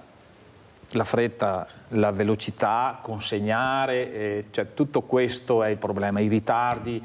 E diciamo poi ci sono dei problemi se si consegna in materiale sbagliato, nel tempo sbagliato, eccetera. Ma questo vale, ad esempio, che non è stato accennato, i giovani che si schiantano per strada, cioè con la macchina. Perché? Perché non rispettiamo le regole di partenza noi. Non è che le regole ci sono, ma dobbiamo rispettarle, d'accordo? Deve rispettarle tutto, ma anche la persona deve rispettare le regole. Se andiamo per strada a 50 all'ora, a 130 all'ora, insomma, non è che non le rispettiamo le regole e succede quello che succede tutti i weekend. Quindi penso che il problema principale sia la fretta in tutti i sensi, fretta in macchina, fretta di qua, fretta per consegnare l'appartamento, per consegnare il lavoro, per finire, perché bisogna consegnare, altrimenti ci sono le penali, eccetera, eccetera. Questo è sicuramente una cosa che cambia. Io vorrei avere dei dati, parlavo poco tempo fa con delle persone appunto all'interno di cantiere, avere dei dati, non so, di 50 anni fa su tutte le imprese, quante persone o quanti, diciamo, operai si facevano male nelle imprese. Non c'erano sicuramente tutti questi mezzi per poter, diciamo, lavorare, lavoravano ma in sicurezza, per modo di dire, ma io mi ricordo quando è stata costruita la casa che mi sono fatto costruire, questi venivano tranquilli, finivano, facevano, cioè c'era l'impalcatura, non c'era l'ingegnere che certificava che era a posto, c'è tutta questa burocrazia che poi non viene applicata che serve, però l'importante è soprattutto diminuire la velocità delle cose, perché la velocità ci porta a schiantarci in ogni caso.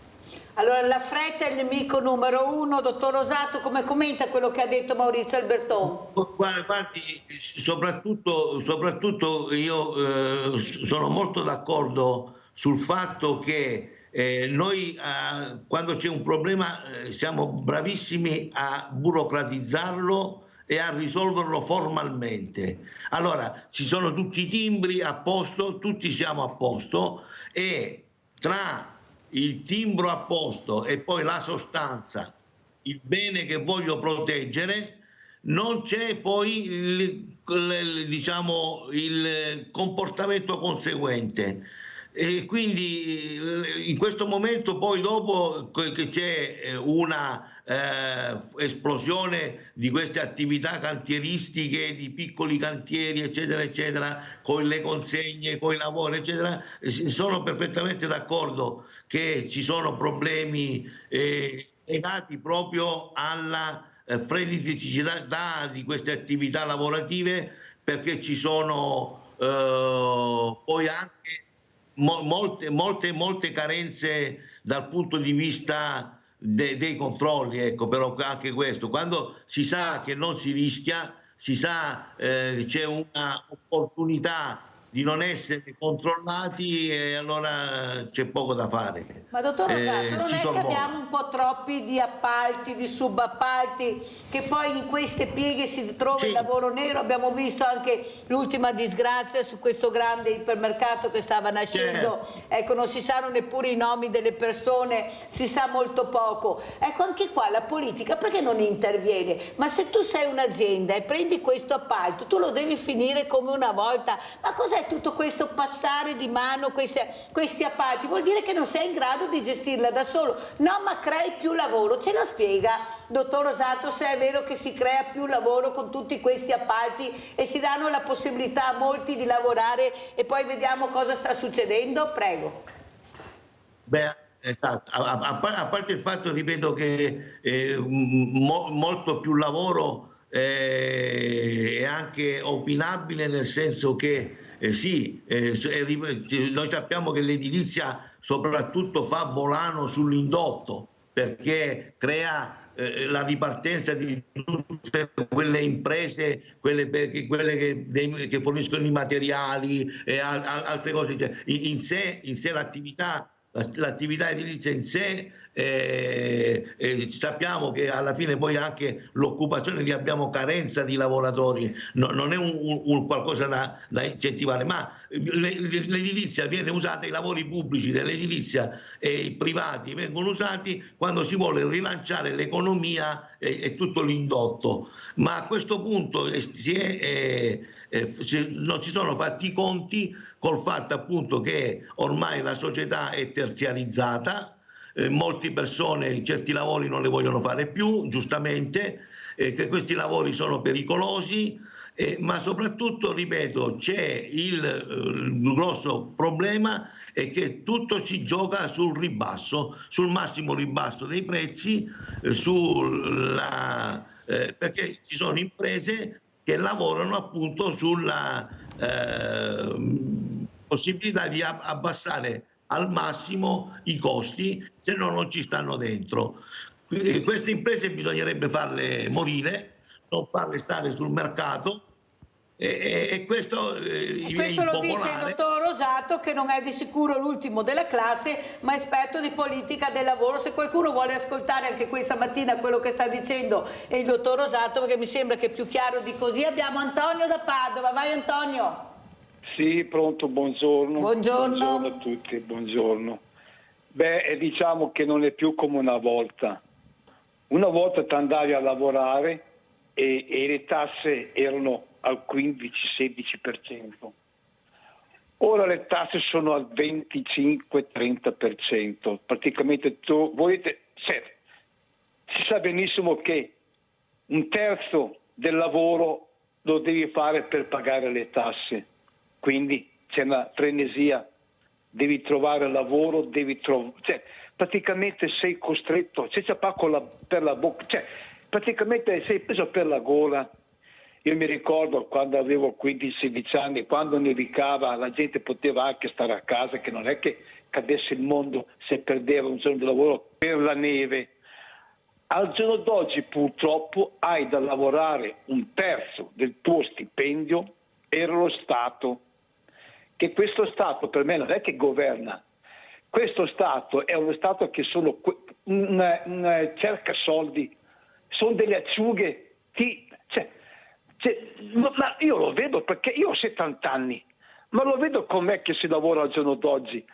Una volta facevano i grattacieli con i fiaschi di vino e non c'erano tutti questi incidenti, perché la gente non aveva problemi, era un ambiente diverso.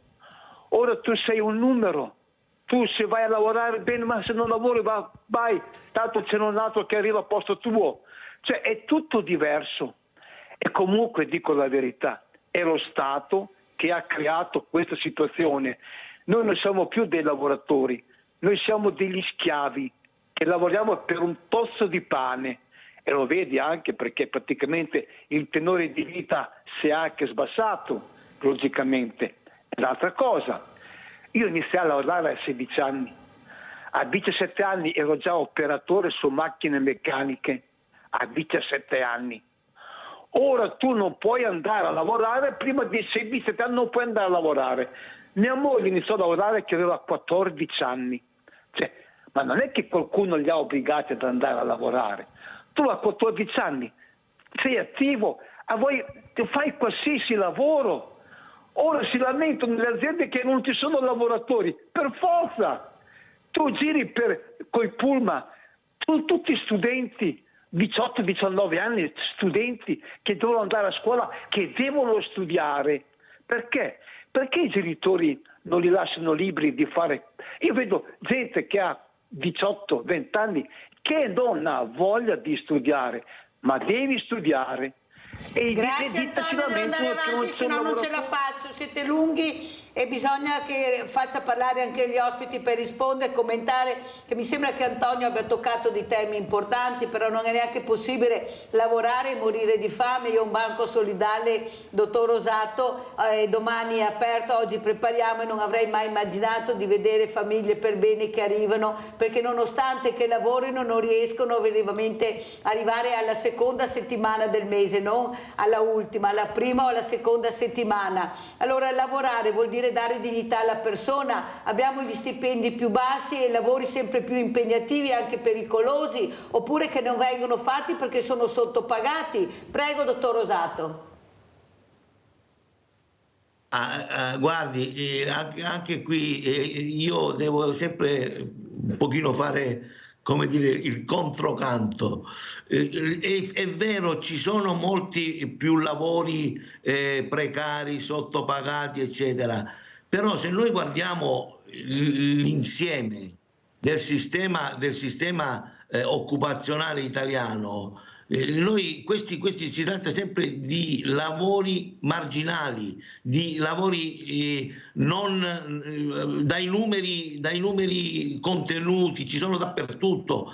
Però questo ovviamente diventa il punto su cui tutti si concentrano, giustamente anche, perché ci sono sempre delle difficoltà in alcune realtà di questi lavori di sfruttamento, eccetera, ma la gran parte dei problemi nostri è invece un altro, è che noi non abbiamo più imprese nei settori strategici, non abbiamo più imprese che investono nella crescita occupazionale di qualità. Questo è il punto, e quindi ci facciamo prendere da questa immagine di anche gli incidenti, i numeri sono diminuiti nel tempo, non è vero che stiano in aumento, ma è evidente che fanno sensazione, perché siamo in un mondo in cui tutto quello che avviene viene visto dal punto di vista della negatività, del pessimismo. Noi siamo una società che è diventata improvvisamente da ottimista a pessimista. Perché? Perché stiamo cambiando dal punto di vista demografico. I sindacati sono molto allarmati, dottor Rosato, io li ho ospiti e quando li ho ospiti io sento questa disperazione che hanno coi numeri proprio delle morti sul lavoro. Allora com'è la storia, dottor Rosato? No, ma questo assolutamente non mi riferivo a quell'aspetto, io mi riferivo ai cosiddetti bassi salari, eccetera. No, quello delle morti sul lavoro, è chiaro che sono preoccupati, perché si sentono impotenti, perché hanno fatto tutto, hanno fatto le norme, ci sono penso che tutti sappiano che per quanto riguarda l'informazione e formazione sulla sicurezza ci sono delle disposizioni molto precise, eccetera. Però anche loro si sentono impotenti e anche loro hanno individuato il male. Così come diceva prima il signore, il male è nel fatto che ormai si è perso il controllo della catena di produzione, ci sono tutta una serie di lavori affidati in appalto, subappalto, spezzettati, vengono fatti, che non c'è più la possibilità di controllare. Il sindacato è tagliato fuori perché i lavoratori in questo momento non hanno bisogno del sindacato. Dal sindacato cosa chiedono? Chiedono maggiori salari, chiedono di essere tutelati per quanto riguarda l'ambiente di lavoro, eccetera. Ma se il lavoro è disarticolato, i lavoratori cercano di arrangiarsi personalmente, ognuno si arrangia da sé. Questo è il punto, per questo i sindacati hanno difficoltà. Perché molto chiaro, dottor Rosato, devo correre purtroppo, che sennò non ce la faccio. Abbiamo sentito il male di questa società, che ognuno ha la propria parte per farsi del male, anche perché è anche vero. Però andiamo a vedere anche il bene con queste immagini di basket di Maurizio Alberton che ha portato, perché invece loro cercano di fare del bene, di cercare anche di intraprendere delle nuove attività. Ad esempio questo è lo sport in sicurezza, ma dare la possibilità. Andiamo a vedere, prego Maurizio. Allora, noi abbiamo 3 progetti di avviamento allo sport, squadra di basket, abbiamo un progetto di nuoto e un progetto di ipoterapia. Praticamente ci sono nella parte sportiva, abbiamo praticamente 59 ragazzi che ruotano in tutti i vari progetti, la nostra associazione. E qui siamo iscritti anche al torneo Special Olympics, il 20-21 di aprile andiamo a Como 2 giorni con tutta la squadra e tutti i volontari, eccetera. E in queste attività abbiamo, tra il teatro eccetera, abbiamo praticamente 8 professionisti e un allenatore e un regista professionista per il teatro, e abbiamo 20 volontari, una roba fantastica, strepitosa. Basta guardare le immagini, che gruppo di ragazzi volontari, il nostro allenatore è lì inquadrato. Volevo tornare un attimino indietro col dottor Rosato riguardo ai giovani eccetera, per il discorso della formazione. Allora noi come associazione, abbiamo anche una cooperativa, abbiamo costituito per gestire, diciamo, la parte lavorativa, appunto per essere anche a livello di normativa a posto. Sto cercando di avviare un progetto che mi intrigava da tanto tempo, che è il riuso e il riutilizzo degli apparati elettrici ed elettronici, essendo io del settore. E volevo fare questa cosa di praticamente utilizzare una parte i ragazzi nostri per delle piccoli servizi, persone come me che possono dare una mano e ai colleghi miei, e rivolgermi alle scuole, l'Ipsia di Castelfranco, ITIS eccetera, per provare a recuperare, a riutilizzare questi apparati che vengono praticamente buttati via. Qual è la missione? La missione è quella di fare qualcosa di positivo, ma soprattutto di provare a far capire a questi ragazzi, soprattutto quelli che escono dall'Ipsia, degli istituti professionali, se riescono ad appassionarsi a questi lavori, perché per fare un lavoro, farlo bene, bisogna essere appassionati, altrimenti non si fa nulla. Se si va a lavorare solo per la pura e semplice busta paga, siamo già, diciamo, fritti. Questo è un progetto che verrà iniziato, penso entro fine anno partirà, perché tempo fa avevamo fatto un meeting con la Confartigianato di Treviso nell'Ipsia di Castelfranco Veneto, dove avevamo invitato il professor Pavan, che è diciamo quello che ha scritto le regole in Europa, per la comunità europea, le regole per l'utilizzo delle frequenze radio, TV, telefonia, eccetera. E io sono rimasto sconvolto quando ho visto l'interesse che c'era all'interno di quarta e quinte di questo istituto, l'interesse di questa cosa qua. È come, diciamo, andare per uno che è cristiano e cattolico, andare alla messa del proprio paese e arriva il Papa. Ecco, quindi questo doveva essere l'interesse suscitato. Cioè intrigava, era una cosa che intrigava. Una persona di tecnicamente, anche proprio il sistema per spiegare tutte queste cose, di una qualità fantastica, eccezionale. E non abbiamo visto, io mi sono veramente, diciamo, sono rimasto male dell'approccio appunto di questa quarta e quinta, che poi del quinto anno o vanno all'università o devono andare a fare qualcosa o imparare a lavorare o fare qualcosa, ma ho visto un interesse molto. Ma la domanda al dottor Rosato allora qual è, Maurizio? Di questo discorso di provare, diciamo, a utilizzare, a fare scuola utilizzando queste cose, perché ad esempio nel fatto del riuso di queste cose che io sto pensando, generatori, rigenerare. Non so, gli piccoli elettrodomestici, le TV che la gente butta via e possono funzionare, perché lo dobbiamo fare, perché a livello europeo dobbiamo riciclare questa cosa. Sentiamo cosa dice il dottor Rosato. Dottor Rosato, cosa dice di quello che sta appunto spiegando che vorrebbe fare Maurizio Alberton? Guardi, io proprio in questi giorni stavo seguendo anche per una delle organizzazioni che si stanno muovendo, anche tutta una serie di attività legate anche al recupero degli strumenti informatici, che ormai magari sono in disuso e che possono essere riadattati e ripresi per essere riutilizzati.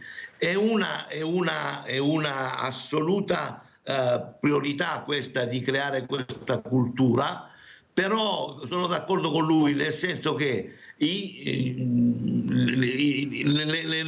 nuove generazioni non vivono come noi l'idea del cambiamento, non hanno diciamo ancora capito e percepito che stiamo entrando in un mondo nuovo, completamente diverso, dove bisogna anche dare spazio alle iniziative dal basso, a quello che viene fatto dalla società civile, e invece loro sono convinti di vivere un presente, solo il presente, non conoscono il passato e non guardano al futuro, vivono il presente, e queste cose non hanno lo stesso significato che hanno per noi, che lei propone. Non so se lei è d'accordo, questo è il motivo del desiderio, ma questa cosa deve passare attraverso invece un nuovo modo di, per esempio, prima il signore diceva, adesso noi a 20 anni andavamo al lavoro, ma noi adesso teniamo i giovani parcheggiati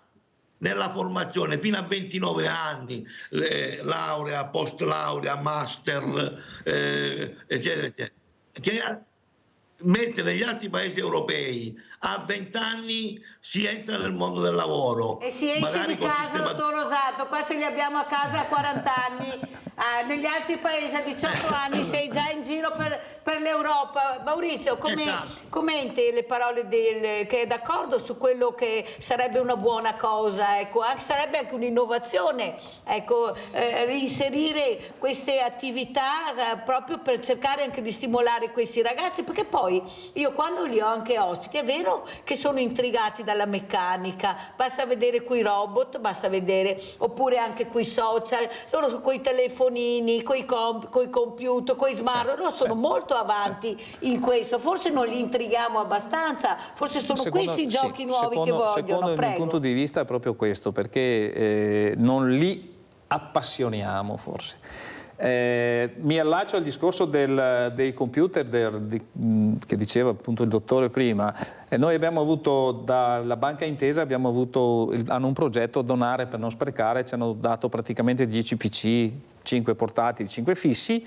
Peccato che non ho la foto, ma stiamo attivando un laboratorio informatico, abbiamo riparato tutti sti PC, li abbiamo messi in funzione, sistemati, e nell'abitazione che abbiamo praticamente acquistato grazie a una donazione dei Bambini delle Fate, e stiamo finire di ristrutturare a maggio, verrà sicuramente attivata. Sotto abbiamo creato questo laboratorio con 10 postazioni, utilizzando dei prodotti che andavano dismessi, e il donare per non sprecare di Banca Intesa. Ma questo è il primo step di questa cosa, quindi non è solo la parte, diciamo, è tutta la parte elettronica in genere. Ecco, quindi questa è una missione che io mi sono un po', diciamo, dato da la vorrei realizzare. Perché, Maurizio? Perché c'è la passione. Perché c'è la passione, perché è là il problema grande. La differenza è sempre quella. Dottor Rosato, come si fa a appassionare i ragazzi? Ecco, con questa politica anche del lavoro, ma con la politica in generale. Sai che ho fatto la proposta di far votare i sedicenni, perché io ci credo molto nei ragazzi e penso che forse, se vogliamo anche un cambiamento politico, dobbiamo dare anche più possibilità a loro di esprimersi. Diamo pure il patentino. Ecco, io vorrei proprio che questi ragazzi votassero, che potessero esprimere anche quello che loro pensano, anche nelle politiche che veramente coinvolgeranno loro, perché il futuro è loro. Noi stiamo lavorando per loro, non è che lavoriamo per noi stessi, lavoriamo per loro tutti quanti assieme. Ne abbiamo anche pochi, cerchiamo di lavorare bene per loro, anche perché le cose che gli intrigano le sappiamo e sono le cose di cui stiamo parlando questa mattina. Prego, dottor Rosato. Io ho fatto accenno a quell'esperienza del recupero dei computer, dei telefonini, dei tablet, eccetera, di altri anche materiale informatico, proprio perché stiamo facendo un progetto che coinvolge i giovani. Io faccio parte di un club Lions della città e ci stiamo muovendo con altre associazioni. Ecco, la cosa è questa: i giovani non hanno il concetto della progettualità dal basso, cioè di creare progetti.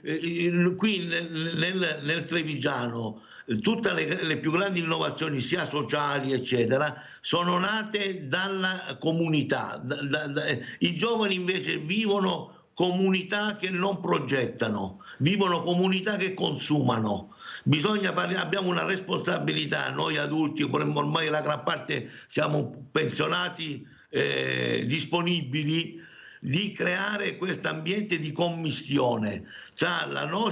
Noi che siamo nati nel secondo dopoguerra dovevamo guadagnarci tutto, loro invece hanno tutto pronto e bisogna fargli capire che invece devono prepararsi a un mondo che cambierà, che non è quello che vedono oggi. Io ci credo in questo. E poi da un punto di vista bisogna sollecitare anche le istituzioni, ma so che ci sono già dei programmi da questo punto di vista, di sostenere queste iniziative, di dare sostegno, anche riconoscimento a queste iniziative in cui gruppi composti da giovani, da meno giovani, eccetera, si impegnano in qualcosa che ha poi un immediato ritorno sulla comunità. Basti pensare a tutto quello che è necessario per chi vive solo, chi non ha aiuti, eccetera. Questo è un problema grossissimo su cui noi dobbiamo chiamare i giovani a farsi carico. Che sarebbe investire sugli aiuti alla persona, dottor Rosato, ma a parole si fa, ma poi in realtà si va tutti da un'altra parte, si guarda più al business che invece all'aiuto alla persona. Allora andiamo a sentire, a vedere anche questo video dei dati del lavoro che ha dato la Camera di Commercio di Treviso. È un dato recente di febbraio 2024, andiamo a sentire e poi commentiamo.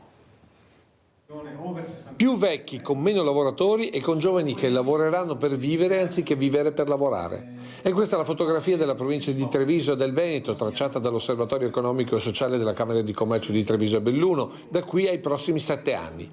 E il primo dato riguarda i protagonisti del boom delle nascite dei primi anni 60. Entro il 2031 saranno in Veneto più di 150.000 quelli che andranno in pensione, 23.000 solo nella Marca, che però non saranno sostituiti né da giovani e nemmeno dagli immigrati, lasciando in Veneto vuoti oltre 70.000 posti di lavoro. Quello che deve preoccuparsi maggiormente probabilmente in questo momento per uno scenario a corto periodo è l'ammanco di lavoratori che avremo per la transizione dei famosi baby boomer verso l'età pensionistiche, diciamo. Forse quello è il dato un po' più preoccupante, anche se poi sarà mitigato sicuramente da altre dimensioni che entreranno in gioco. E in tal senso stanno già guardando le aziende con una sempre maggiore automazione industriale. Vediamo che i nostri giovani al lavoro manuale si stanno allontanando sempre di più, ma non è sufficiente questo, bisogna mettere nelle condizioni di dare una casa ovviamente a chi viene a lavorare in Italia, di dare delle alternative ai nostri giovani rispetto a quelli che li danno altri paesi,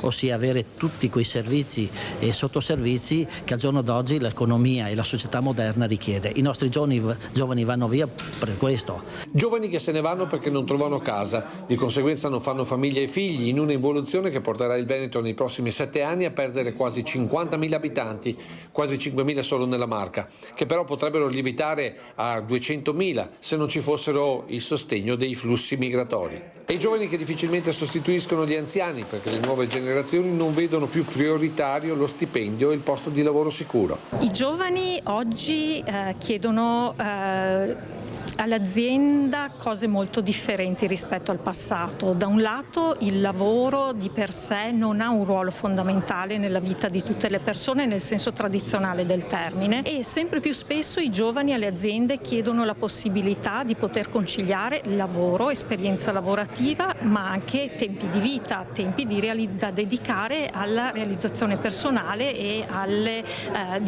questioni e alla vita di tutti i giorni. Possiamo dire insomma che i giovani puntano più a lavorare per vivere e non a vivere per lavorare?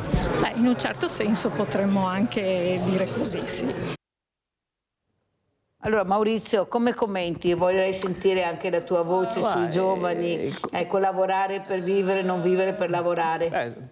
Allora, sicuramente non possiamo dare torto a chi dice io sto vivendo e se devo lavorare 15 ore al giorno o vivo o lavoro. Diciamo che il passato si portava si lavorava dal lunedì al sabato, ad esempio, sabato mattina, anche sabato la domenica sera, delle anche volte. la domenica, eccetera. Adesso c'è la tendenza da parte dei giovani, giustamente anche perché sotto un certo punto di vista non possiamo dare completamente torto a loro di questo, però è cambiato comunque il mondo del lavoro, quindi attualmente uno potrebbe anche fare un lavoro leggero, e riuscire ma deve comunque dal punto di vista di formazione eccetera deve essere in grado di farlo in maniera adeguata, non so, mentre prima il lavoro era completamente manuale adesso si sta spostando tutto in un'altra direzione. Se noi vediamo dov'è la vera risorsa, dove ci sono le risorse, dove ci sono anche le paghe più elevate e soprattutto nella parte tecnologica, informatica eccetera, lì ci sono ancora delle possibilità di emergere, di riuscire. Anzi, trovi lavoro subito. Esattamente, dopo anche là se c'è la capacità, se poi devi lavorare con aziende che non sono del nostro territorio o sai lavorare oppure manco ti assumono, manco ti ascoltano, ecco. Quindi penso che io sono fiducioso che riusciamo a coinvolgere sti ragazzi in cose belle, perché se non li coinvolgiamo, se non riusciamo a portarli dove devono andare, siamo finiti tutti, chiaro che... Dottor Rosato, come commento? Ormai siamo in chiusura. Questo lavoro, specialmente il sabato e la domenica, ma vorrei io che offrissero 3.000 euro di stipendio, a vedere se i giovani proprio rifiutano, perché io quando mi confronto con loro, a parte che l'ho detto anche ieri dottor Rosato, io mi confronto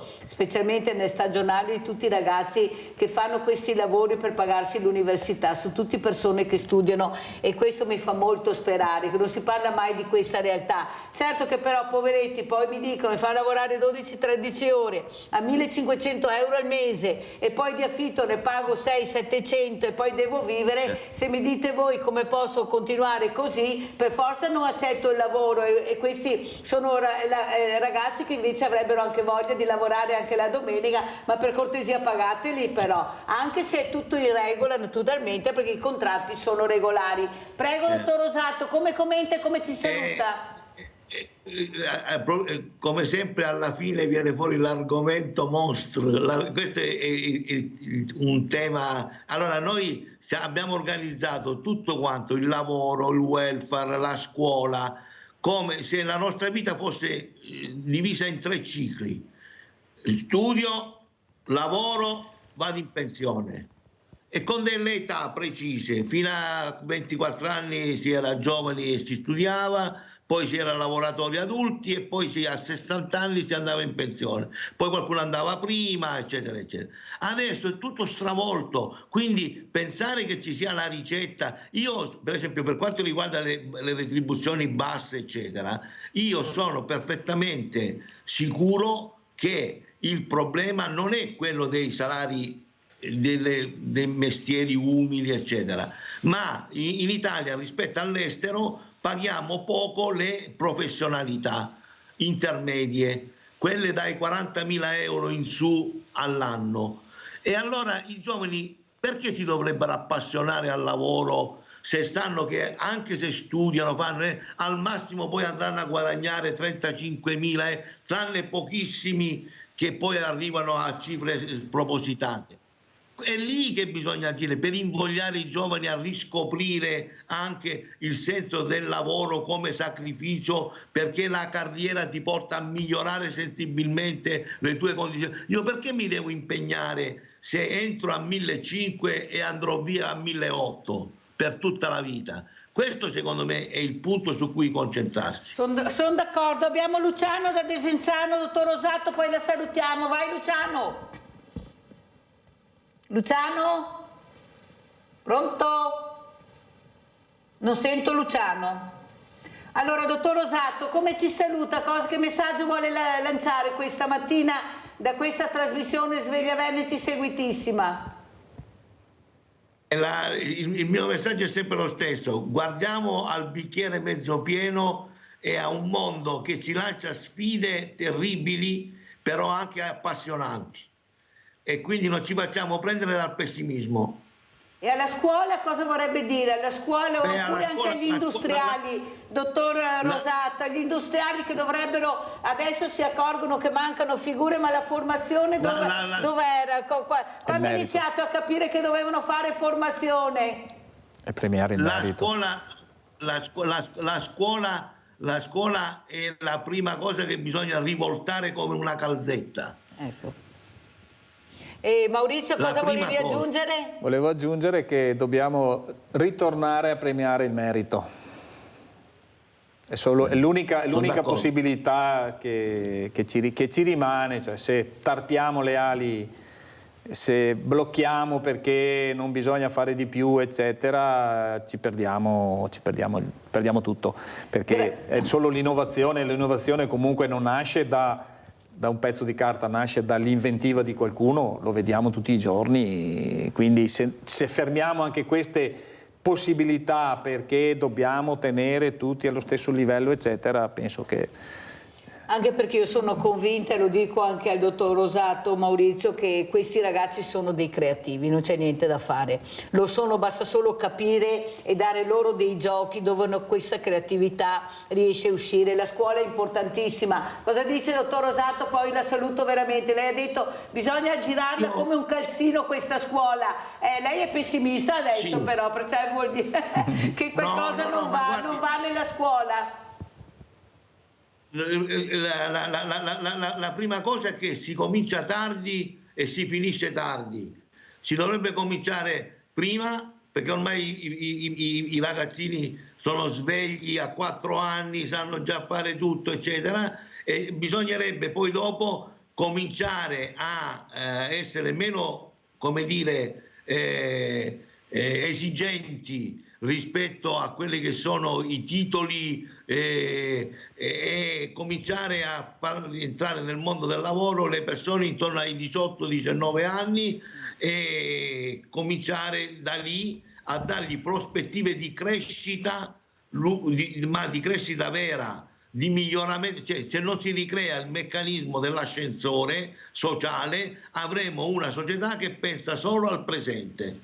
Grazie, veramente grazie dottor Rosato di essere stato con noi, lo ringraziamo, il dottor Sergio Rosato, esperto di politica e del lavoro. Grazie, grazie, pubblicità.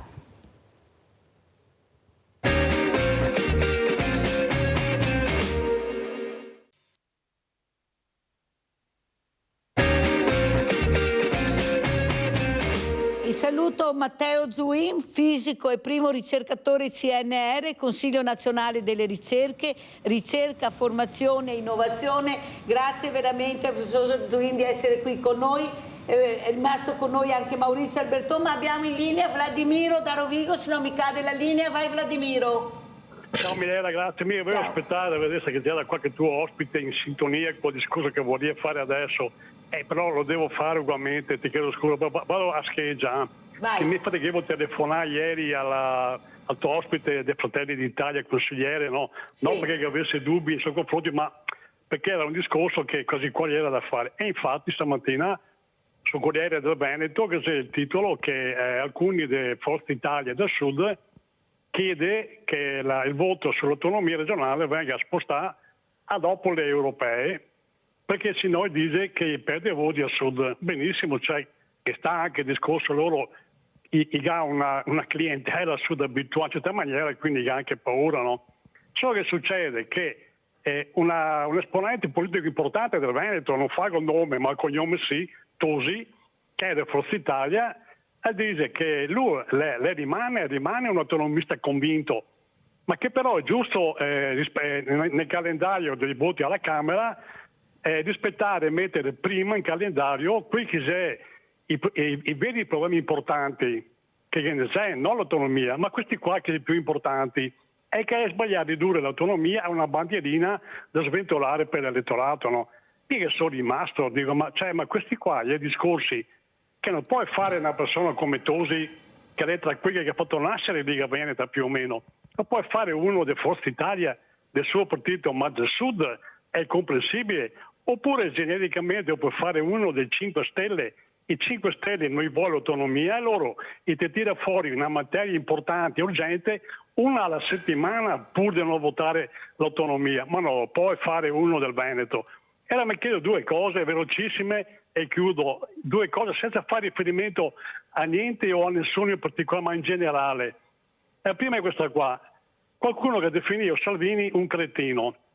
Beh, ma le persone che dice che alla Camera bisogna mettere, non votare l'autonomia, ma mettere altre materie più urgenti e che non si può ridurre l'autonomia a una bandierina, questi qua cosa sei? E magari sei stessi che definisce Salvini un cretino, non regge la questione. E un'altra, anche te che recentemente come dire, parlare della nostalgia che sta nascendo, giustamente, anche per carità, no, della vecchia democrazia cristiana, perché riusciva a cogliere i problemi sociali, era più sincera, più vera e via parlando. Può anche essere, mi sarei anche d'accordo, purché sia la democrazia cristiana delle origini, quelle di Anselmi, quelle delle persone in gamba, non la democrazia cristiana della fine.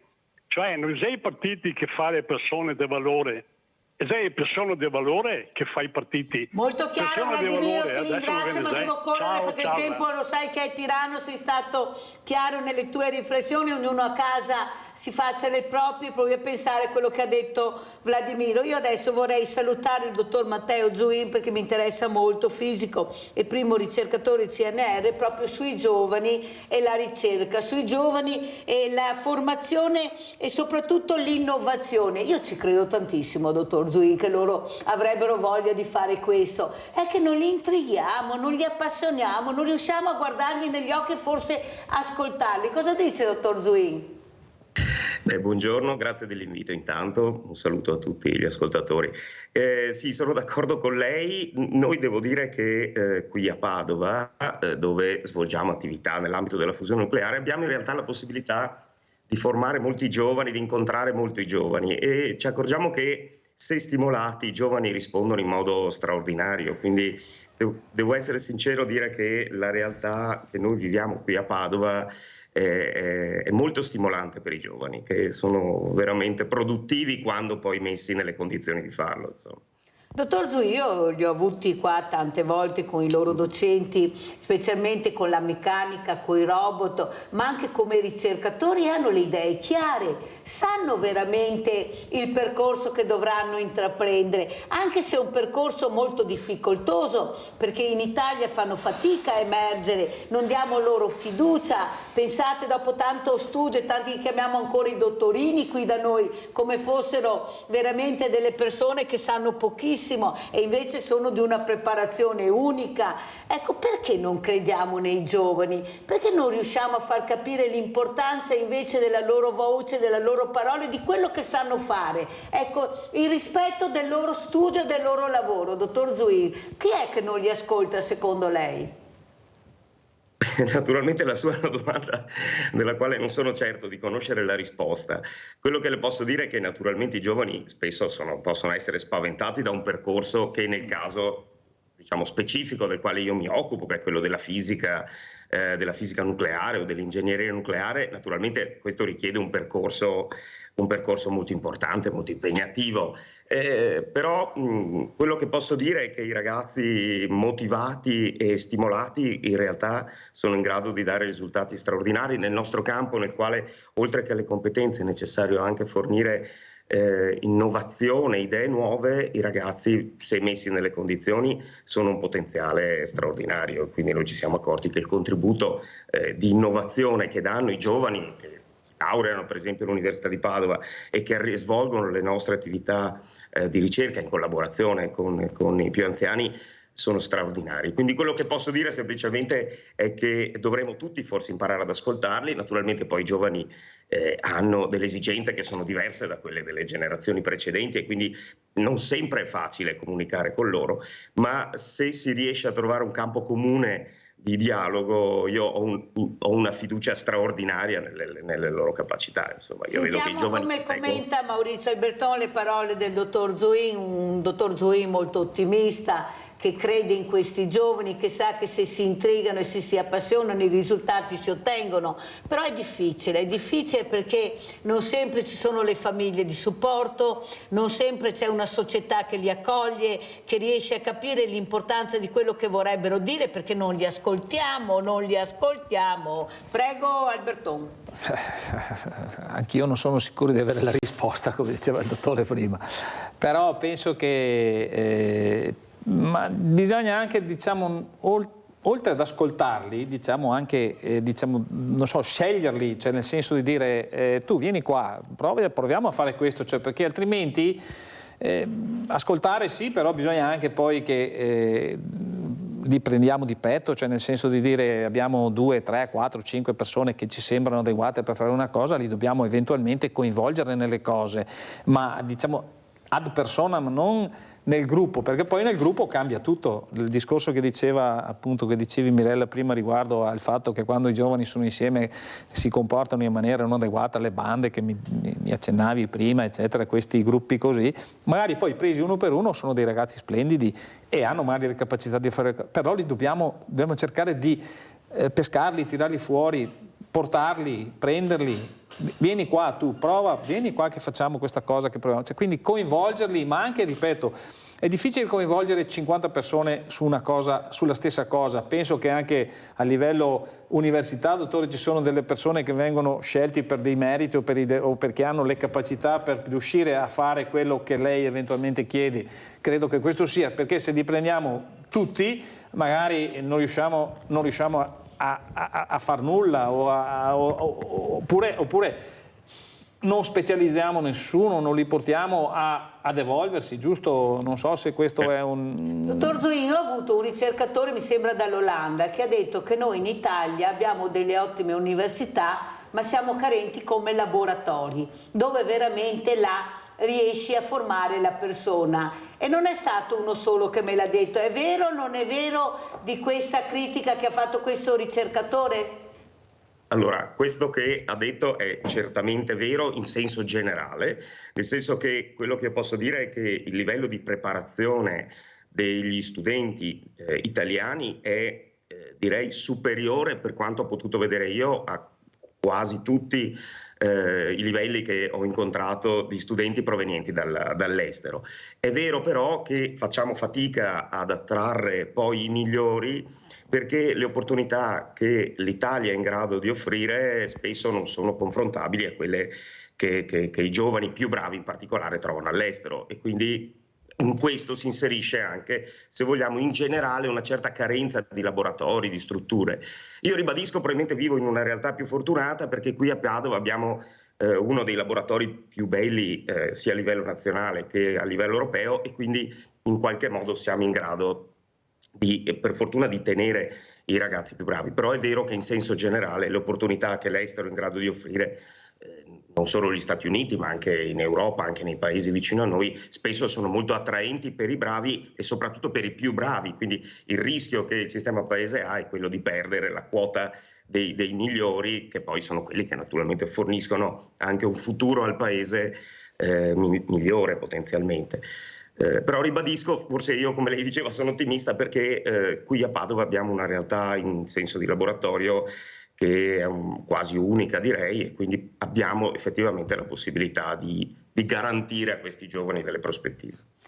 Dottor Zuin, quello che però vogliamo anche capire con lei questa mattina, quando voi vi confrontate con questi ragazzi, con questi giovani, con questi universitari, cos'è che dicono? Perché io non li sento, io sento sempre gli addetti ai lavori, ma proprio le loro voci, le voci di quello che è il loro malessere, oppure delle loro speranze, le loro previsioni del futuro. Lei ha parlato di ingegneria nucleare, perché il futuro si sta spostando anche a questo, parliamo di intelligenza artificiale, e loro sanno di cosa si parla. Però io ho avuto anche il professor Gerosa, ospite poco tempo fa, che ringrazio sempre per come ha spiegato la mia domanda. Ha detto una bellissima domanda quando gli ho detto sì, l'intelligenza artificiale, ma c'è sempre la persona umana dietro questa intelligenza artificiale, e infatti lui ha detto complimenti perché nella mia relazione ho detto questo. Allora c'è sempre questa figura umana, dottor Zuin, che forse la consideriamo poco, ma che è fondamentale,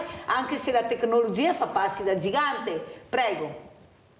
Certamente la tecnologia ovviamente fa passi da gigante, ma li fa solo perché dietro naturalmente ci sono delle menti pensanti umane che sono in grado di indirizzare questa tecnologia e che devono continuare naturalmente ad indirizzare la tecnologia.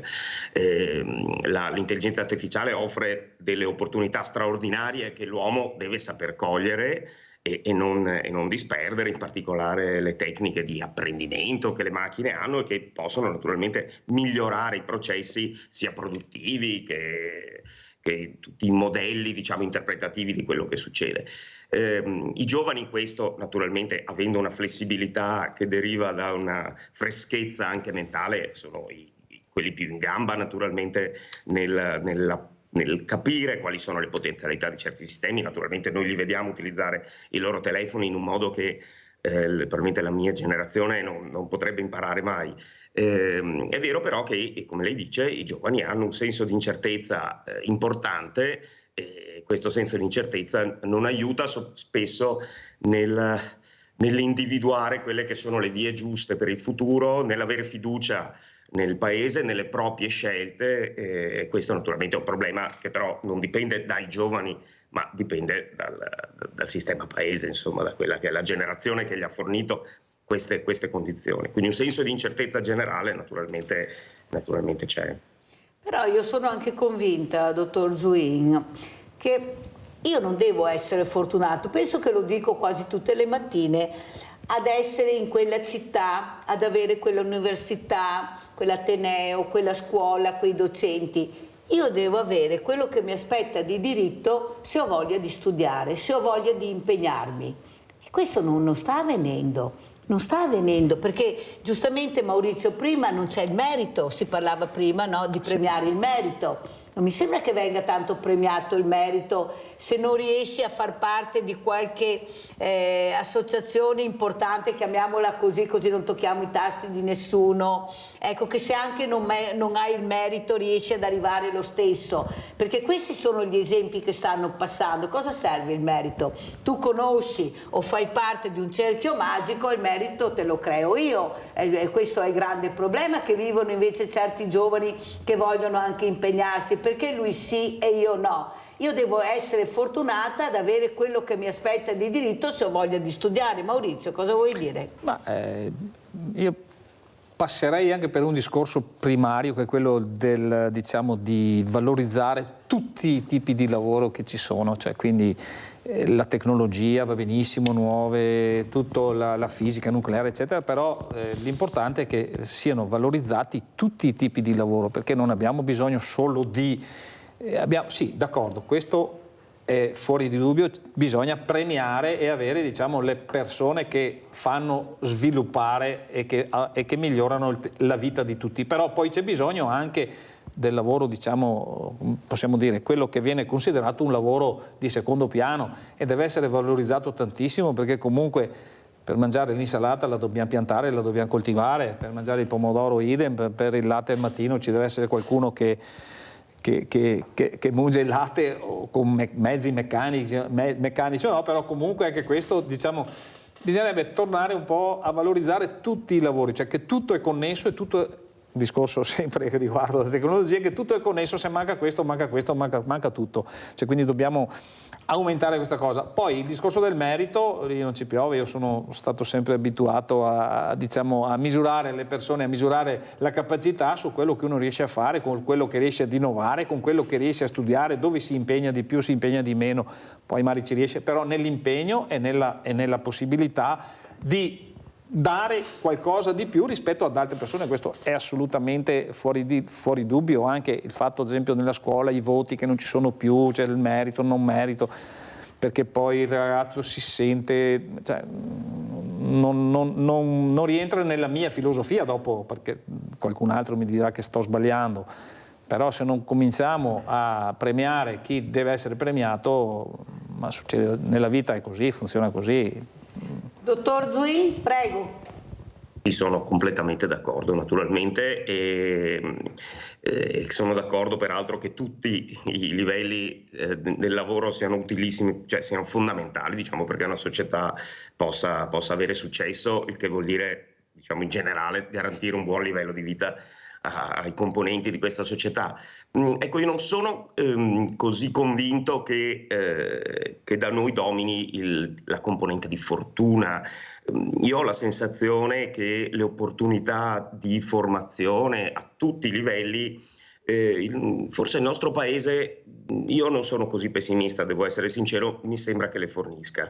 Cioè io ho la sensazione che se uno vuole, diciamo, arrivare a un livello di competenza in qualunque ambito, secondo me il nostro paese queste possibilità le dà. È vero che quello che poi probabilmente non c'è per tutti, c'è la possibilità di esprimersi per quelle che sono i propri talenti o comunque le proprie attitudini o le proprie volontà.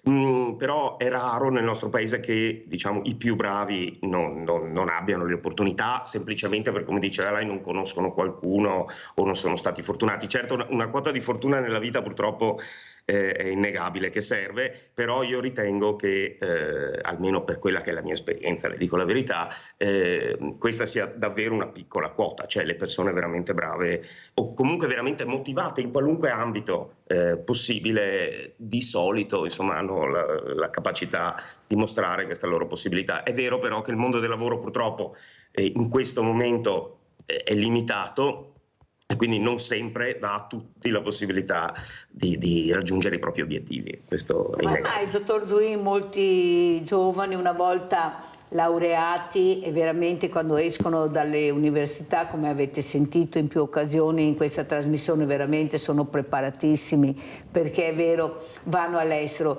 Qualcuno mi ha detto, qualche ospite mi ha detto, dottor Zui, non è un fatto economico, è perché qualcuno ha voglia di realizzarsi in maniere diverse. Io non penso, io penso che sia soprattutto un fatto economico che dia veramente rispetto allo studio che hanno fatto, il percorso che hanno fatto. Prego, dottor Zuin. Sì, io credo sinceramente di essere d'accordo con lei, nel senso che il nostro è un paese che ha una qualità di vita molto alta e quindi io credo che la spinta a lasciare il paese, certo, sicuramente c'è nei giovani la volontà di esplorare il mondo, ormai i giovani si sentono giustamente cittadini del mondo, però se fossero ben pagati io credo che sarebbero molto più motivati a restare nel nostro paese, come diceva lei, insomma, quando si sente dire, no, che i giovani non accettano il lavoro. Certamente se il lavoro è ben pagato, diciamo pagato il giusto, probabilmente i giovani non rifiuterebbero nessuna delle opportunità che vengono fornite, quindi sono certo che un livello salariale che garantisca una qualità di vita adatta a quelle che sono le ambizioni giuste dei giovani sia assolutamente necessario per mantenere i giovani nel nostro paese a continuare ad essere produttivi e motivati. Quindi io credo di essere completamente d'accordo con lei. Insomma. Ecco, speriamo che qualcuno capisca, dottor Zuin, perché io sono molto preoccupata visto come stanno andando le cose, per questo dico, io ci parlo con loro, ci vivo assieme tante ore del giorno, parlavo prima con Maurizio e delle volte mi domando perché li vedo veramente sconfortati, depressi dopo colloqui di lavoro anche importanti, dico ma cosa vogliono, cosa ci chiedono, ma non ho un curriculum che dovrebbe dirla tutta, cosa mi vieni a fare delle domande, perché non c'è la volontà di capire la persona e di inserirla in un contesto che lui vuole essere inserito, ecco, e vuole essere rispettato con un lavoro adeguato. Io porto sempre l'esempio di questa mia amica che lo stesso lavoro, laureata in farmacia, a 2.500 euro, è andata in Germania, 5.000 euro, sempre stesso tipo di lavoro e alloggio trovato immediatamente.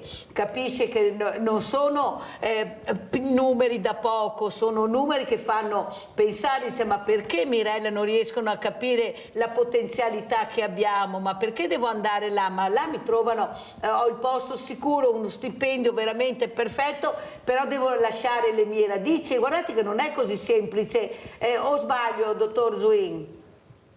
Io credo che lei sia completamente nel giusto, cioè è chiaro che non si può competere, come lei dice, con offerte che sono economicamente 2 volte, 3 volte quello che si può offrire in Italia e che con costi della vita che spesso, se non uguali, sono a volte anche inferiori.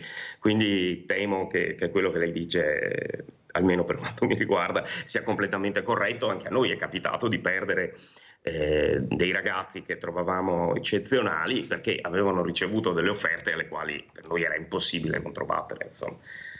Però allora adesso vi porto a Trieste, andiamo a vedere questa notte dei ricercatori, andiamo a vedere questo video. Quello fra Trieste e la scienza è un legame indissolubile, lo sa bene Stefano Alessandrini, tecnologo 37enne, dipendente di Area Science Park, che si occupa di progetti di innovazione legati ai temi di sostenibilità ambientale, risparmio energetico e mobilità sostenibile.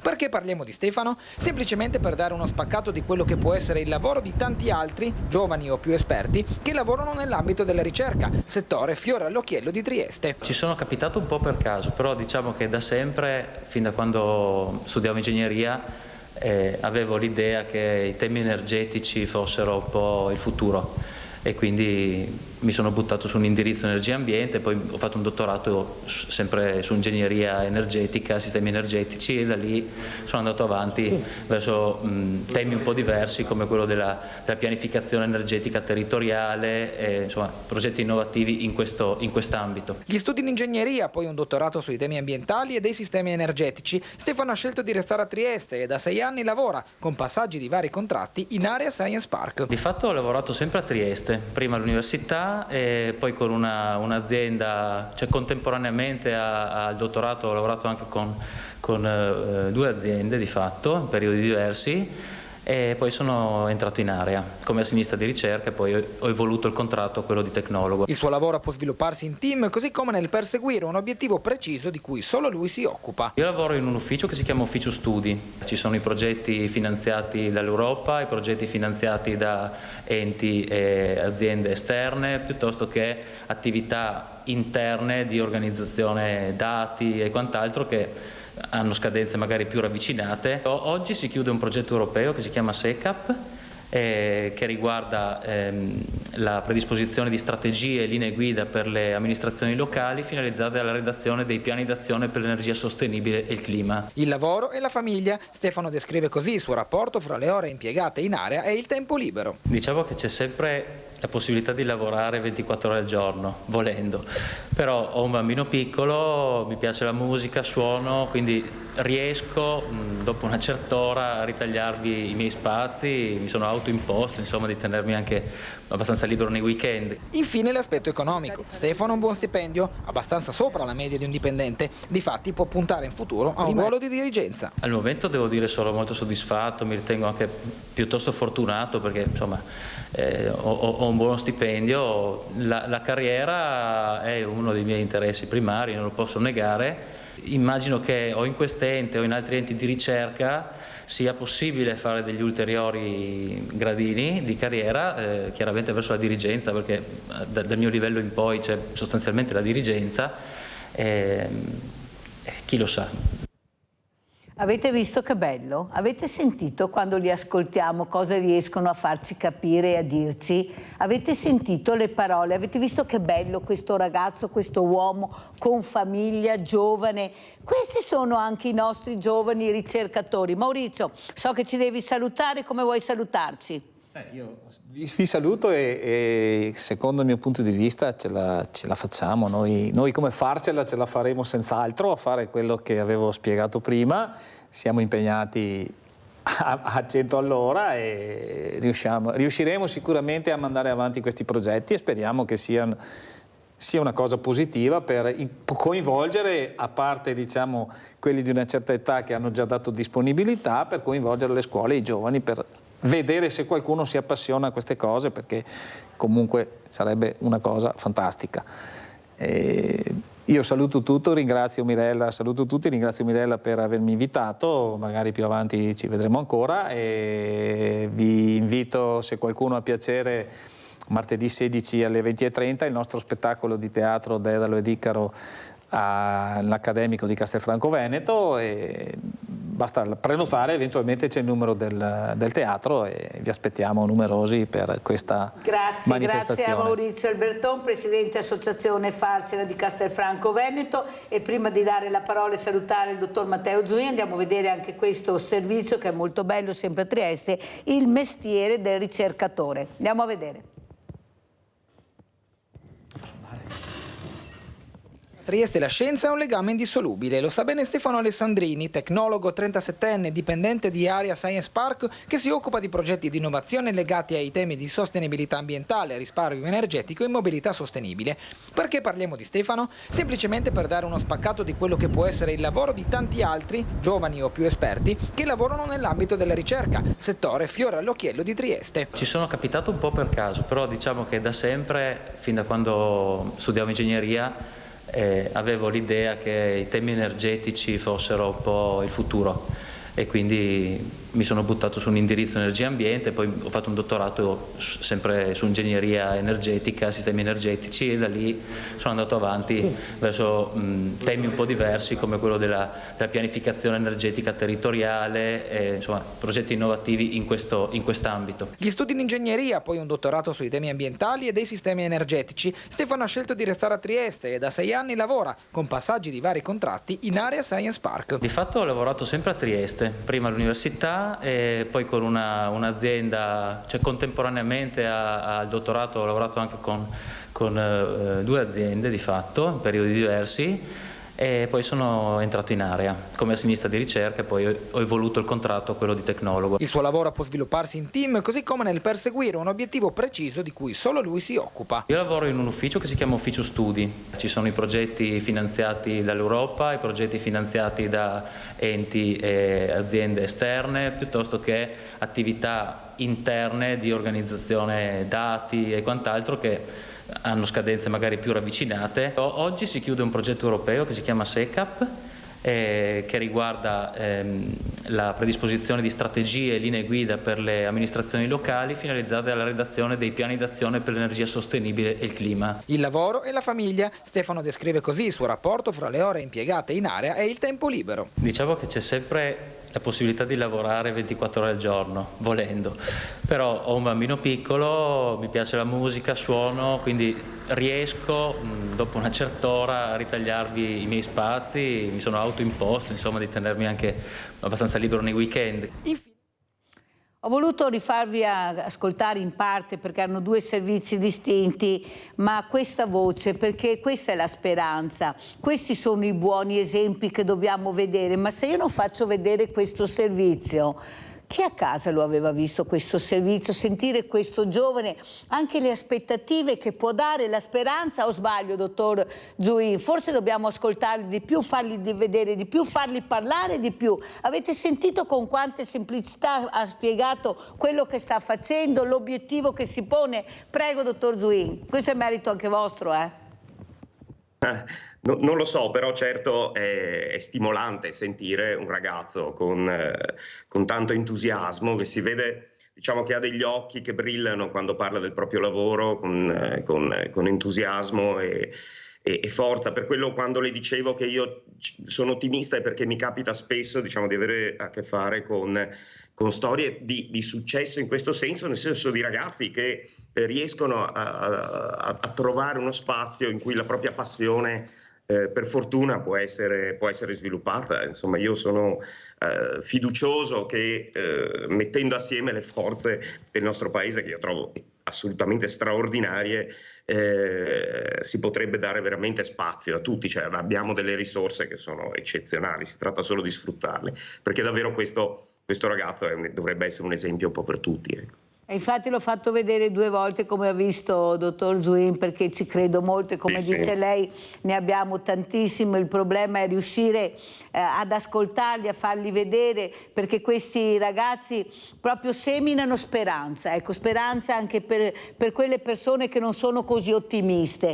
Come ha detto il dottor Zuin, credeteci, mettetecela tutta, sarà un lavoro anche faticoso, non semplice, però vedrete che raggiungerete l'obiettivo. Questo veramente è un messaggio di speranza eccezionale, ecco, che io credo che i nostri giovani devono riuscire anche a capire, e che purtroppo gli esempi che abbiamo tutti i giorni anche con queste guerre non aiutano di sicuro, specialmente con queste guerre nucleari. Ecco, parliamo di nucleare anche qua nella maniera sbagliata, dottor Zuin, invece che di parlare nella maniera positiva. Ecco, e questo è un messaggio devastante per loro. Prego, dottor Zuin. Sì, in realtà naturalmente a volte la parola nucleare spaventa, anche perché è usato, insomma, in termini e in accezioni spesso preoccupanti. In realtà quello, per esempio, che noi facciamo qui, ma che facciamo in collaborazione con molti istituti internazionali, cioè noi qui a Padova abbiamo concentrato gli sforzi degli enti più importanti di ricerca nazionali, il CNR, l'ENEA, l'Istituto Nazionale di Fisica Nucleare e l'Università di Padova, e qui da noi si fanno degli studi sulla fusione termonucleare, che è dovrebbe essere una fonte per il futuro di energia pulita, sicura, praticamente illimitata, e stiamo, diciamo, convogliando i nostri sforzi per offrire alla società una soluzione per i problemi energetici diciamo, del pianeta. Quindi il termine nucleare deve anche essere un termine di speranza, perché in particolare, diciamo, quello che facciamo noi, ma che fa un po' la società, le società che si occupano di ricerca a livello internazionale, cercano di proporre soluzioni per il pianeta, non solo naturalmente di affrontarne i problemi o di provocarne problemi, anzi noi qui stiamo proprio cercando di proporre una soluzione definitiva al problema energetico, al problema dell'inquinamento del pianeta, al problema del riscaldamento del pianeta. Ecco, forse qualcuno sta sottovalutando proprio questi messaggi che voi state cercando di dare, ecco, questa attenzionare questo pianeta, perché c'è la possibilità di migliorarlo, c'è la possibilità di intervenire, basta volerlo. Ecco, invece mi sembra che i grandi della terra stiano cercando sempre di più di rincorrere il business invece che il bene del pianeta. È questo che preoccupa, perché questo abbiamo, non è che ne abbiamo tanti. Allora cerchiamo di lavorare tutti assieme, come abbiamo fatto con i vaccini. Quando hanno preso paura hanno investito nella ricerca, nella scienza, nella tecnologia e sono arrivati i vaccini. Hanno fatto squadra perché avevano paura di morire, dottor Zuin. Allora, visto che questo pianeta ha bisogno di cure e riguardano tutti, dovrebbero investire su questo, fare squadra tutti assieme. Perché non si fa per il pianeta? Secondo lei cos'è che non riescono a capire? Perché sono i grandi della terra che decidono queste sorti poi del nostro futuro e del futuro dei nostri giovani che sono nel mondo.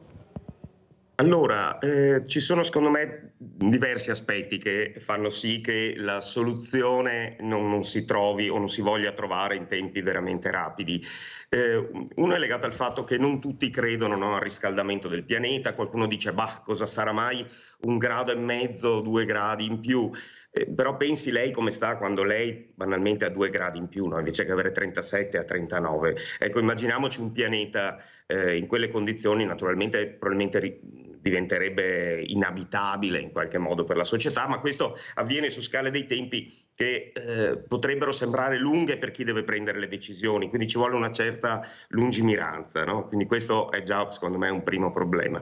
Il secondo problema è che ci sono dei costi legati alla volontà, alla necessità di cambiare soprattutto il modo in cui produciamo energia, no? Attualmente noi bruciamo energia, otteniamo energia elettrica bruciando le fonti che sono il petrolio, il carbone, il gas, prevalentemente sono queste le fonti energetiche delle quali facciamo uso, e questo naturalmente ha degli effetti molto negativi sul pianeta perché produciamo anidride carbonica. L'anidride carbonica è noto agli scienziati, non c'è quasi discussione su questo, insomma c'è un accordo internazionale, è l'anidride carbonica in eccesso a produrre l'eccesso di temperatura.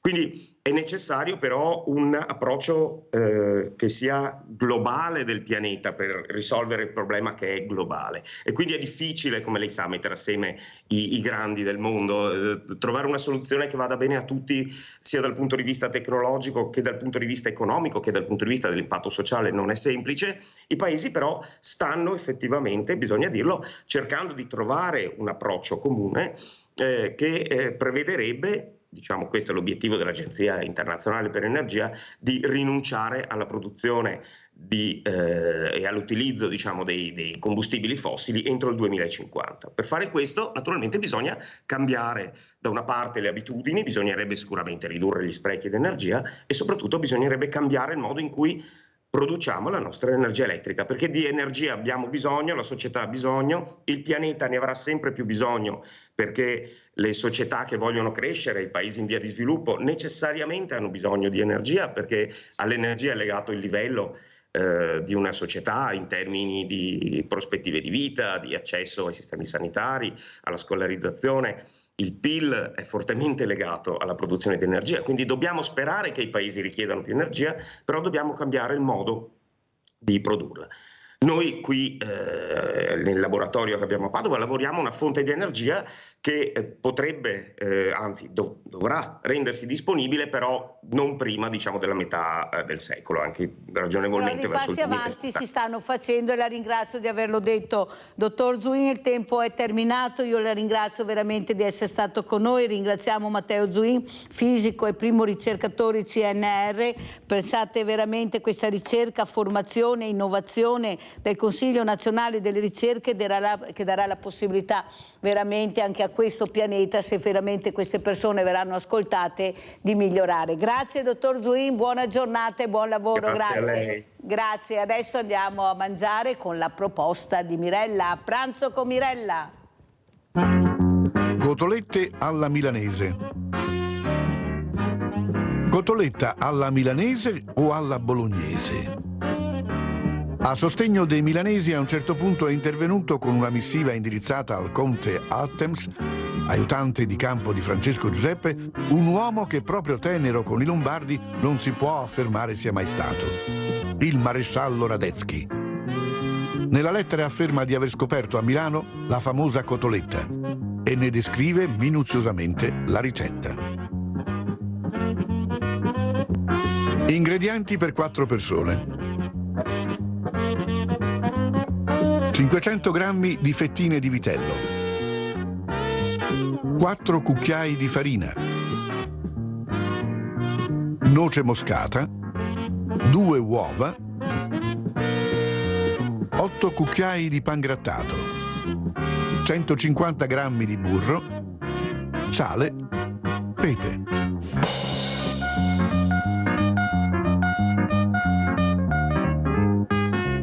Battete bene le fettine con il batticarne.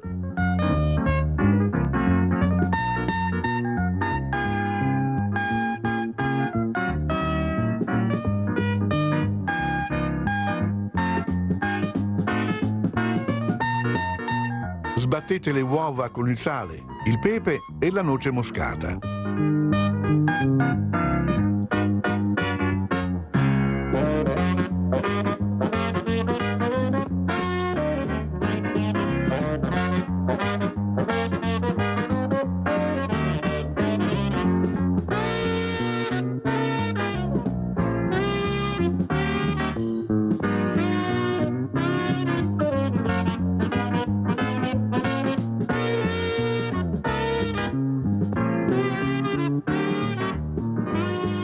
Passate velocemente le fettine nella farina.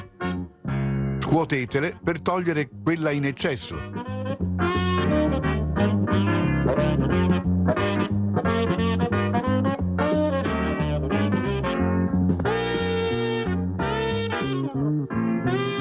Poi bagnatele nell'uovo e passatele nel pangrattato, facendolo aderire bene con le mani.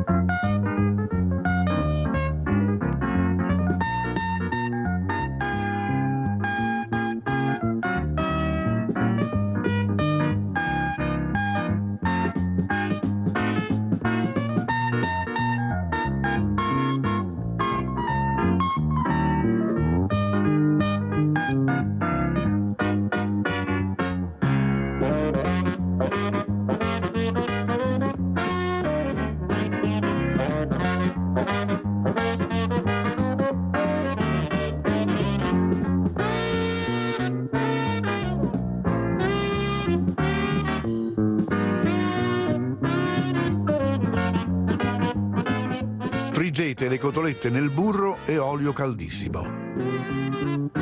Servite con delle fette di limone. E buon appetito!